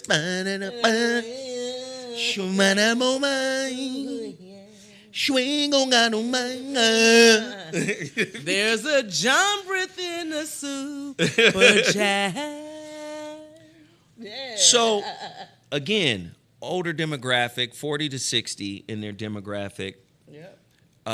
What has to happen in order to keep, as an A&R, former A&R guy, what has to happen in order to keep the Essence Fest alive? You have to integrate artists, I would say, from the 90s and 2000s, right? T. Ross back up in here. Thank you. T-Ross. Hey, we only need 7 more people to do it and we'll hit our goal. T-Ross out. Know you feel me? T-Ross. Yeah, that's Dinah Ross. Gang. Hey. T-Ross. T Ross 499. Nah, but I think you need to bring black folks into Essence. Yeah. Because they showed a lot of white folk behind the scenes, producing things. I think they had Lauryn Hill, Babyface. Janet Jackson was there. She was there, but yeah, she was there. People talking about Janet Jackson and Maxwell together. And Stephanie Mills was complaining about Stephanie was the complaining. technical issues. I just think it's a few things you have to integrate. The same model that everybody else is using, social media is using, you got to utilize that. When it was popping, it was before the internet. Now the internet dominates everything, so you definitely need a social media presence. And then you also need acts that are relevant to a younger demographic. Yes, Stephanie Mills. I love Stephanie Mills. Yes. Babyface, you got to remember, Babyface as an artist is not bigger than Babyface as a producer. Come on. Right? People need to remember, Babyface as a producer is much more famous than Babyface the artist. Yeah. The reason why Babyface got a run as a soloist, right, after his stint with The Deal is because of his production. Yeah. He produced him for Bobby Brown, The Boys, Karen White, he blowing up other acts. Yep. Ralph Tresvant, you know. You get what I'm saying? Come on, Ralph. And don't get it twisted. Babyface, hell of a writer. You know what I'm saying? But he gets his second win after the deal. Remember, you have him and L.A. Reid in the same group as the deal. Yeah. They have records. They did Sweet November. But Sweet November didn't blow up until Troop did it. It went to number one. See what I'm saying? That's true. So as an artist, Yeah. Babyface isn't bigger as an artist than he was as a producer. So you bring him on, okay. Certain people fuck with Babyface, but it's not like, oh, I got to get down there and see Babyface. I got to get down there and see Adult Face. Let's get Adult Face in here. So if you're going to do the Essence Fest and you really want it to pop, you got to get Omarion and them boys, B2K. You got to get, you understand what I'm saying? You got to get that kind of Pretty Ricky. Because now you're speaking to a different demographic. You're speaking to the millennials. You see what I'm saying? You can't, if you want it to pop. Who are some of the groups back in that time? B2K. Name some group. I said B2K, Pretty Ricky. Who else? Bow Wow. Who else?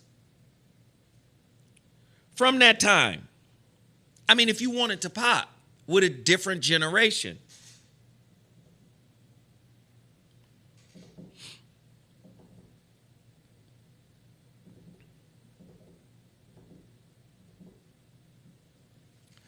Y'all know who I'm talking about. They messed with Immature. They messed up Master P, Marcus Houston. Master P set from what I heard. And then again, we do shit based on the demographic too, like based on geography as well. We got to make sure we get the New Orleans act in here as well. And I get it. No disrespect to Master P. And I bet you Master P set would have been crazy if they would have got it right. But also, you shouldn't just be beholden to the local talent as well. Hell yeah. Outkast, 112, Jagged Edge. That's what I'm waiting on. Yeah. Hell yeah. Troop, all of them. You got to get the millennial groups in there. Boys to Men, all of them. Then the Essence Fest will pop.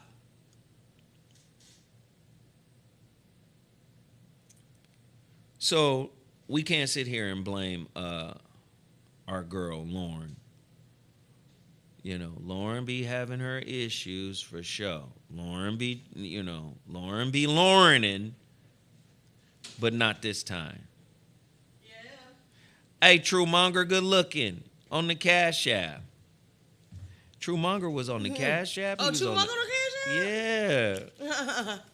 I see you on the Cash App. True. Hey, Floetry, Drew Hill. Yeah. Oh, I missed some. I'm sorry, I had to go. Can Casey and Casey and JoJo? Casey and JoJo? Live. Ooh, yeah. Live. Hey, can Guy still go? Like Guy. Huh. You can have a piece of my Blackstreet. Dave leave. Hollister. Oh, wait. Live. Ooh, live. Ooh, live. All them. Sing it for me. Yeah. Yeah, man. We need all of them on. Temperature like 100 degrees. Figure it out.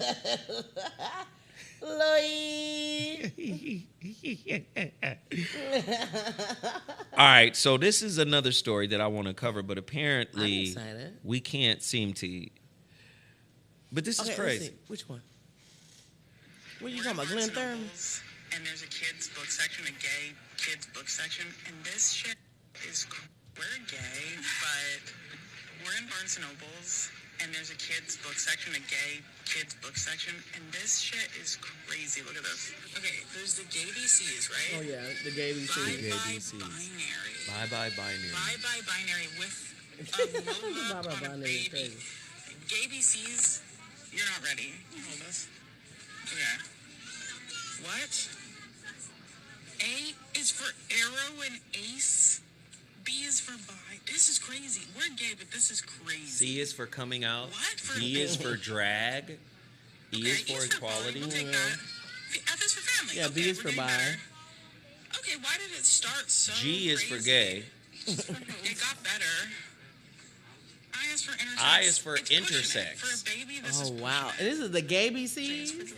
It's J crazy. is for joy. We'll take Gay T-O and BC. T-O. That looks nice. They got a book called T.O. and T.O. Uh, Uncle and Uncle. Oh, let me, hold on. And those were actual lesbians that were actually. Those said- were actual They were saying it was too lesbians. much. They said it was too much. Hey, we only got 5 minutes left to hit our we got goal. we got 5 We got minutes left? 26 of the 30 we requested it. Lloyd Hinton is back in here. Lloyd is always Lloyd is, Lloyd. God damn it. Yes. Lloyd is in here. I be Lloyd trying to loving get us some there, love. man. I be loving you. So we got 26 of 30 super chats. We only need 4 people more. But let me come back. Yep, there's a gay So- Bible. This is what's happening. Listen, there's a book called Not for Profit. It's by Martha C. Nussbaum. And I want you guys to read that. It's a book about how the humanities are being stripped out of American culture and academia, producing robots, right? But this is what I want you, the reason why I'm asking you to do this is because this is a humanities study. So in one breath, humanities is valuable in the sense that they're telling you, oh, this is the repository of the human condition. Government without humanity is crazy. Democracy without humanity, that means no morality. This is part of the issue that they're having with Donald Trump. Yeah. When they're saying Donald Trump, although legally within the purview of his office, the executive branch, which is to execute the laws that are outlined in the Constitution. Mansa Corey, thank you. We got 3 minutes and 40 seconds left. Mansa Lloyd. Corey. They've gotta give a super chat. Mansa Corey. And Lloyd is We back. thank you for your super chat. But here's the thing. When you get deep into the study of the humanities, what you also find out is education is part of it. Sebron Worthy. T. Ross back up in here. That's how we reached it. Yeah, we got there. This morning when we roll, yeah, we got super chats. This morning when we rose, yeah, we got super chats. I know the chat will take care of me. I know the chat will look out for me. I know the goal's been mad in the super chat. Yeah, shout out to Mother Moses in the past away last week. Yeah. And I'm going to send out, man, have Yeah. you been watching? I'm going to come back to what I was talking about because we hit our goal. Yes. Wait, what was I talking about? I was talking about something. You were talking about, The humanities. uh-huh. So the humanities, right? What the humanities also outline, right? We know that the humanities are important, but what they also outline is how education is used to indoctrinate and program the way people think. Absolutely. So we're playing that little clip of 2 lesbian women that are saying the books that are being produced are too much for kids that age. It's just really too much, right? And I'm not saying that gay people don't have the right or whatever, but please understand what's happening to society as a whole. The humanities outlined that these ideas get put into fairy tales, get put into books. Here's a perfect example. Back in the day, a woman had to capitulate to her man and be docile and be loving and kind. They wrote these into the stories about how women should be. So then the women stand up and say, hey, wait a minute, you can't program us as kids to do this shit. We want freedom from that. If we choose that, fine. But you can't program us to be like that. Yeah. The women have, am I lying, ladies? Women have stood up and said, nah, you don't get to program us from childhood to be this way. We want to be free.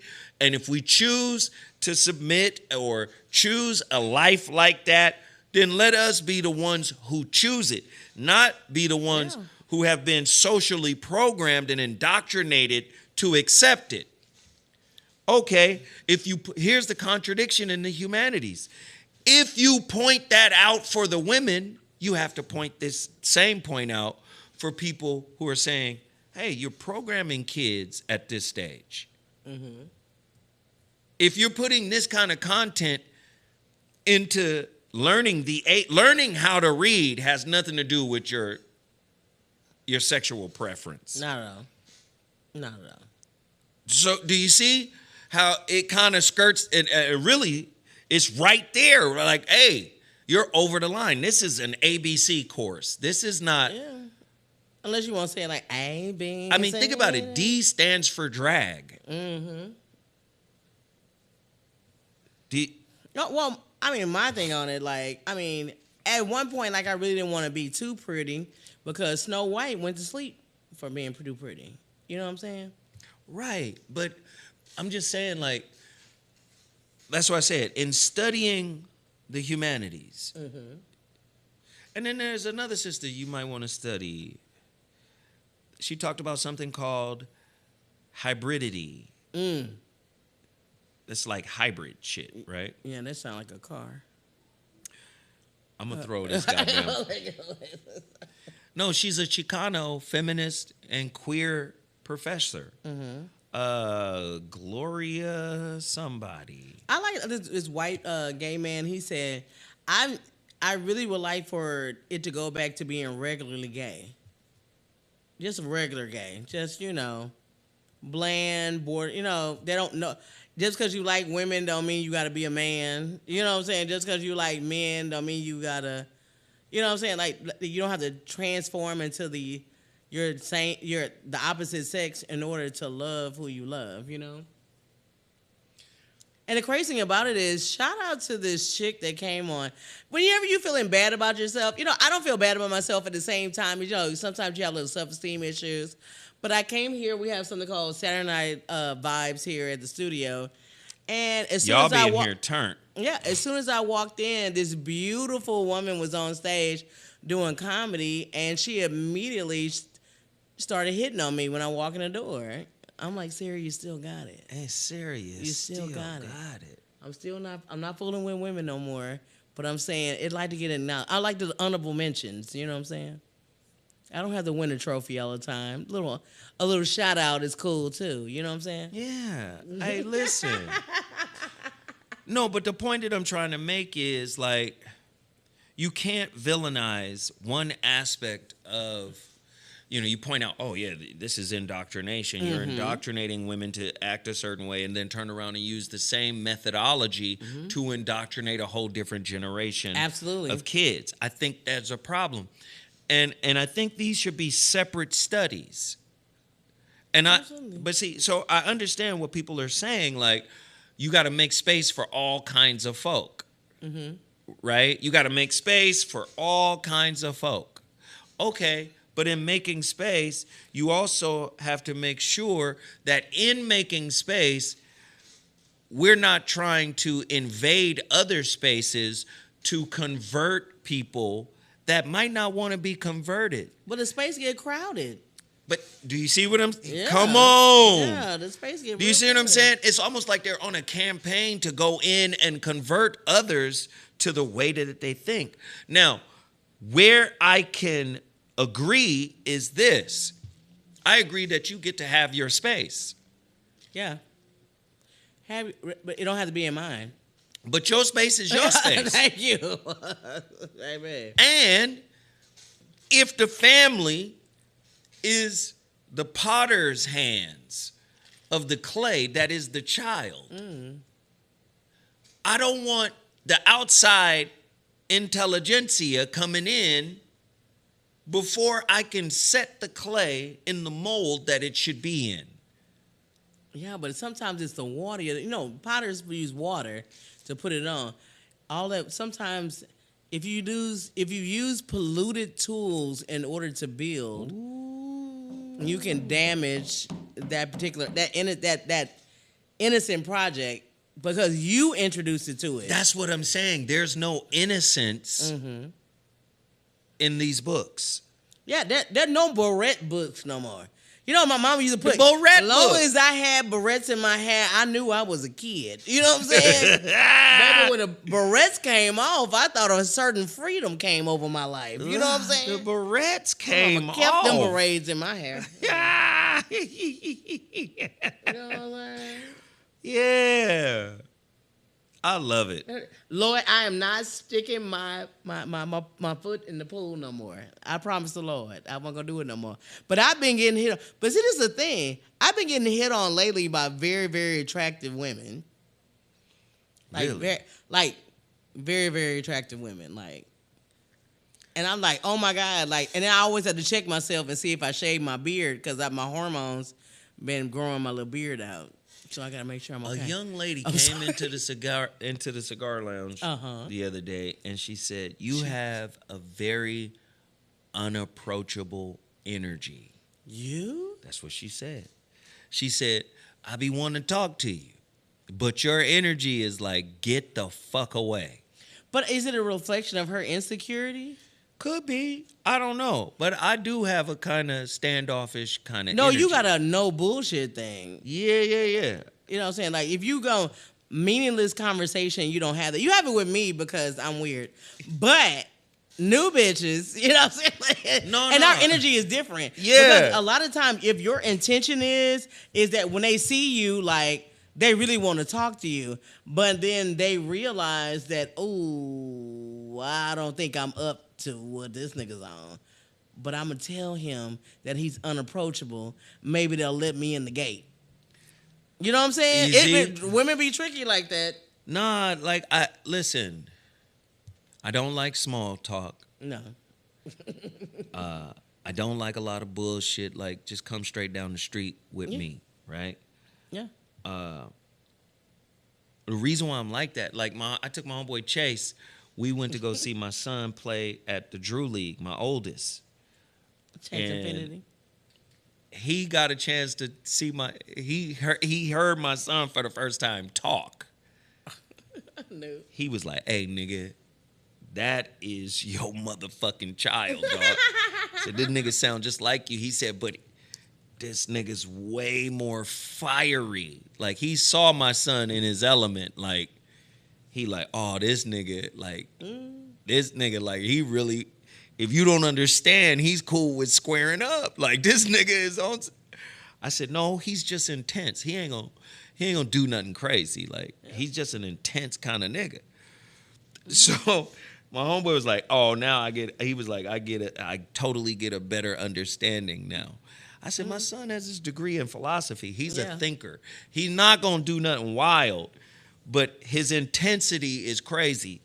And I even had to tell my son, like, "Hey, man, you're like a bear, nigga. You don't know the intensity of the heat, right? The heat of the intensity that you bring." Like, he was in a game, or he was coaching these little kids. They 6-year-olds. But the referee let these two kids collide into each other, or one girl ran over another girl and she hit her head on the floor. My son was pissed.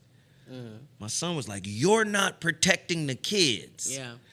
And he flared up like You can't And be- listen, we over here on the west side with these white folk, and everybody, all them white people they understood what he was doing, but they were uncomfortable. But see, New is like this. New reminds me, like, if he get upset, it's like if his arms go up, it's not, he doesn't recognize his wings. Like, he don't understand.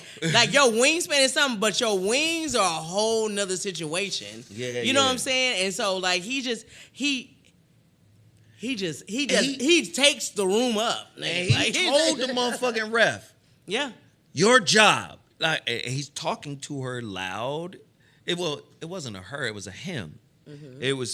There was a her and a him. Mm-hmm. But he was talking to the dude. He said, your job, priority number 1, is to take care of the kids. Mm-hmm. You're not calling fouls. What are you here for? What are you doing? Yeah.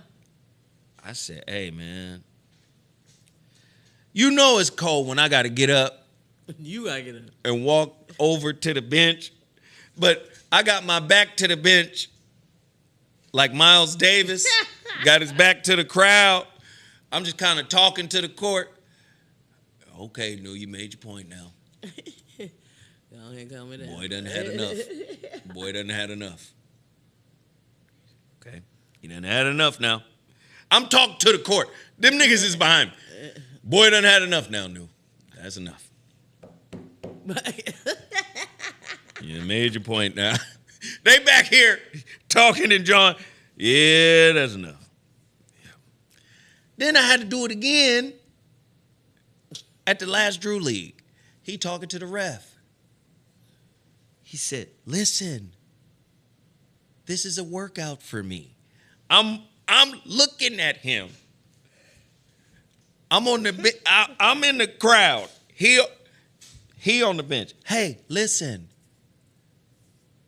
This is not my job. That's what he tells the dude. This is not my job. I don't get paid for this. No one does. Do you? And if so, why are you taking it so seriously, yet executing so poorly? I said, oh, shit. Oh, wow. I said, okay. That was a nice nasty. Hey. So he got a technical from the ref. Oh, well, then there's that. Yeah. So I'm like, all right, he said what he needed to say. He got it off his chest. He good. Fuck it. He straight. He done said what he needed to say. Cool. Mm-hmm. Next thing you know, the nigga arguing with the coach. Oh. Okay. You are a high school coach. Mm. You can't think that your decisions are sound. They're not. The guys you got starting in front of me because you don't know who I am are junior college niggas. I'm a pro. Do you want to win or not? Or not. I said, hold on. Then the coach is arguing back and forth with him. And it was, again, I don't have to be here. Me coming to your team was a favor. People know that, but they don't want to hear it. You're like, So these niggas going back and forth. I said, oh, shit. So guess what? I get up and go to the opposite side of the court because they're across from me. I'm watching. It's me, the court, and then them on that side. Mm-hmm. I get up, go walk to the other side. And then I whisper in New's ear. I said, hey, man, fuck you on. This is a coach. Yeah, but a high school coach. I said, you still got to respect the coach. He said, he's not a winner. Oh. Yeah. Oh. I said, oh. He's not a winner. He Penny Hardaway. Oh, God. He's not a winner, Dad. I said, yeah, but you still got to respect him. That boy ain't even 4A. You know, God, He was like, hey. He said, Dad, I could just leave. I said, nah, man, we don't quit. I said, listen, man, just sit and chill. So he was sitting, he was chilling. And he was pissed because the coach is mad at him So the coach don't put him back in until the fourth quarter. Put him back in, of course, he's hooping, he balling out, and he gets them the win. So New, I'm talking to New on the bench. New is like, so niggas just like the nice nigga. But when the other nigga pop out, then niggas be tripping. I said, hey, hold on. Ain't gonna be no other nigga popping out. We good, my nigga. I said, remember, I said, your baby's here. You know, your mama is here. Your sister is here. Your dad is here. None of that shit matters, dog. This ain't nothing. This is workout for you, my nigga. Just chill. Right? So then, game is over. They go in the locker room. I said, oh, shit. Am I going to have to bum rush the locker room? Fuck. Because the coach and New was mad at each other. Nigga, that was the longest wait. It was the longest wait. Them motherfuckers didn't come out for 30 minutes. I said, oh, them niggas is scrapping. Oh, yeah. There's a whole situation going on. So. Yeah, it's a whole situation.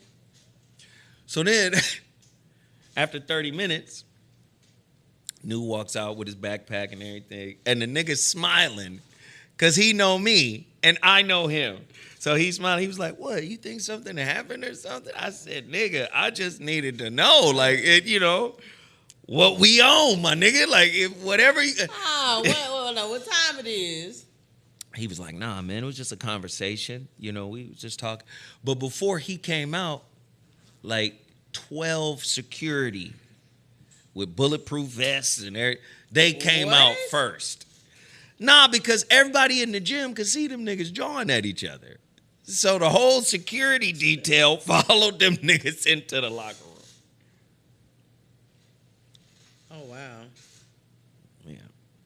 And I said all of that to say, it was a long-ass story, but I said all of that to say, like, I project a particular type of energy that causes niggas not to approach me. Yeah. And my son has it as well. Yes. I will never have a concomitant experience like you had, where the girl sees you and goes, let me hit on her. Really? Niggas can't hit on me. Oh, my God. No, because I project a particular type of energy that says you might get hit if you try to hit on me. I'm sorry. I got that kind of energy. That's what it is.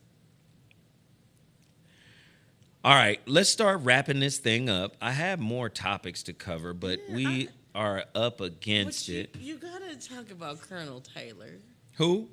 Colonel Taylor. Who? Glenn Thurman. Aretha Franklin ex-husband. Hey, no, I'm really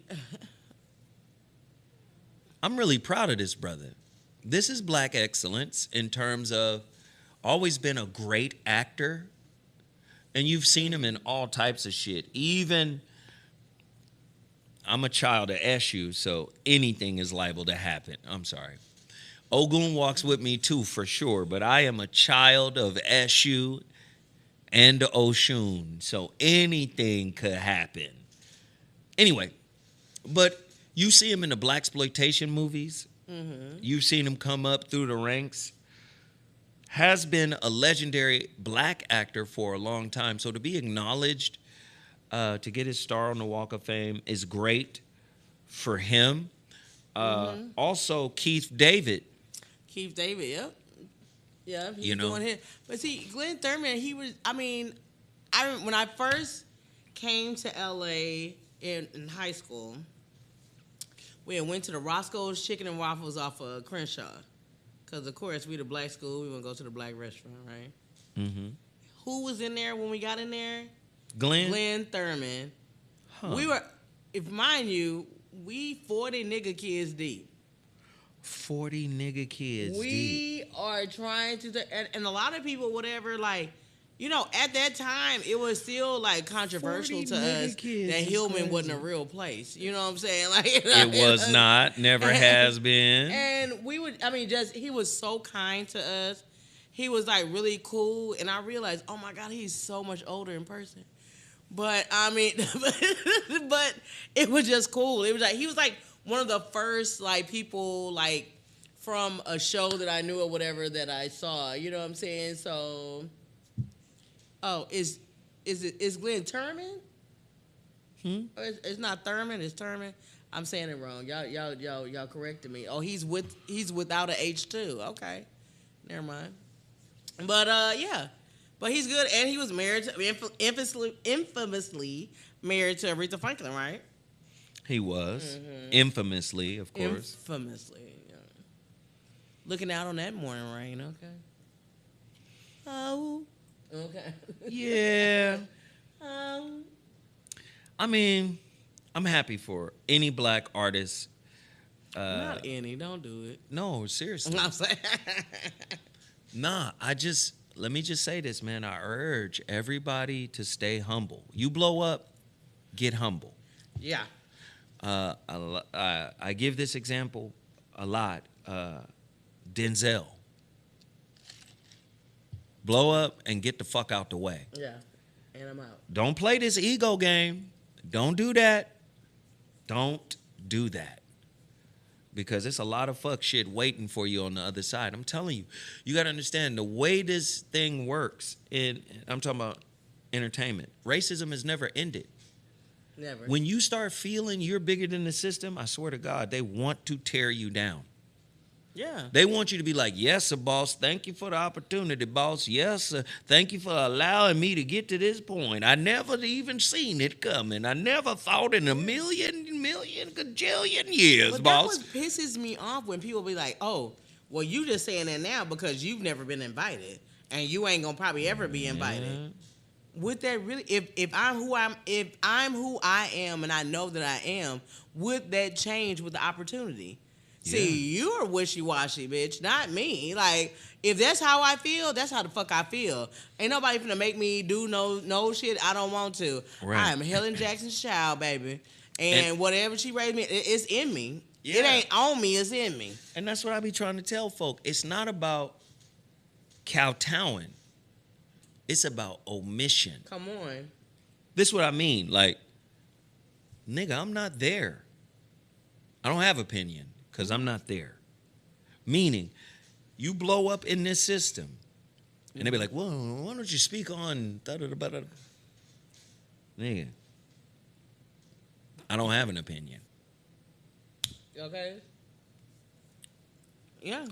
But the thing is that always be able to be yourself in any environment. You know what I'm saying? It's like, if I don't fuck with it, I don't fuck with it. Like, you know what I'm saying? You're not going to make me do this and stuff like that. And it's been opportunities that I've been given here to go to certain parties and do like that. I'm not going. That's not me. I'm not. Wait, I said that wrong. It's not don't have an opinion. It's don't be flamboyant. That's what I'm trying to say. Okay. It's not don't have. I definitely want you to have an opinion, and I want you to speak up and stand up for it. You got to put yourself in harm's way if you're going to utilize your platform to inspire other people. Sure. Yeah. What I'm saying is don't get egoic. Yeah. Don't let the rise, right? This is what I've been trying to say, and then tying it back to the Drake and all the other kind of conversation. Don't let, your rise make you think that you're somehow bigger than the system or better than the people who actually brought you up to that level. What I'm saying is, for the people who brought you up there, usually it's the white folk and a lot of people behind the scenes. Don't offend them while at the same time remaining true to the people you need to talk to. A perfect example of that would be, say, somebody like Prince. Right? Listen. Prince knew exactly what the fuck he was doing. You know what Prince was doing? Prince wouldn't talk about a lot of the shit he was doing. Yeah. This is what I meant by omission. Right? Prince didn't talk about, I'm taking care of Lauryn Hill, right? And her kids while she's going through whatever. He didn't mention, oh, I'm funding this black-owned business over here, this technology bit. Because he knew if I talk about it, the spotlight gonna be on them and something might happen. They might shut this shit down. Yeah. He remained true while pulled back. I mean, like, do you understand? I also brought up Whitney Houston. I think Whitney Houston to me was a Deion Sanders of singing.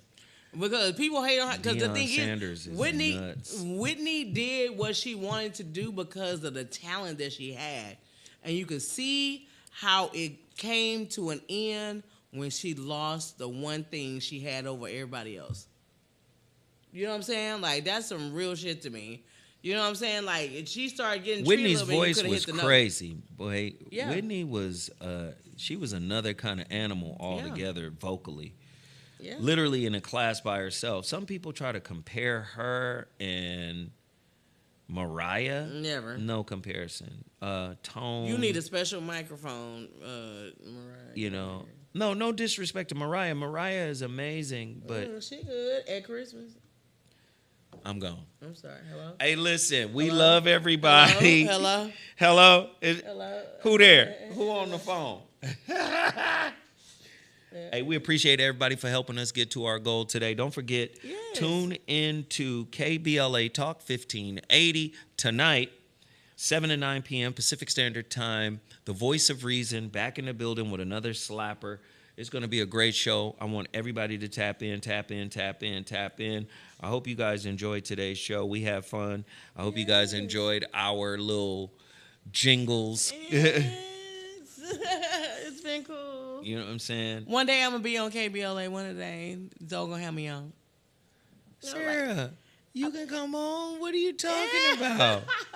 I ain't going to cuss. Don't ever, Sarah, you did cuss one time on the phone. I did. Correct. It came up in my spirit. It bubbled up. It welled up. It welled up in my spirit.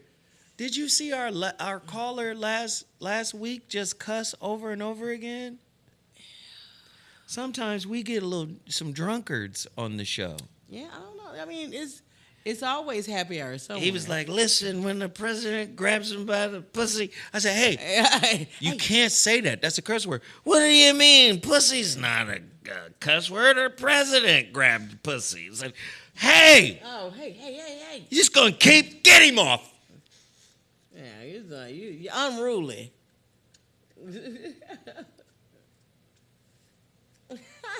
I'm going to come on one day, y'all. I'm going to come on there. No, you have more. Hey, listen, whenever you want to come on, you just let me know. Okay. I'm serious. Just let me know. We'll bring you to KPLA. I got a big ego. Hey, we appreciate everybody. Please hit the like button. Please like, share, subscribe. Absolutely. Do all of that. And if you haven't supported, please go to my Cash App, $ZoWhat Netter. Mm-hmm. That's $ZoWhat Netter. And go to Sarah's Cash App. Hey, man, if y'all love Sarah like I love Sarah, if y'all appreciate her talent, everybody says, yo, she can never lead a show. And everybody be like, oh, my God, Sarah and Zoe together is crazy. Then show your love. Show your love. Go to her Cash App. What is your Cash App? $Sundays with Sarah. With Sarah.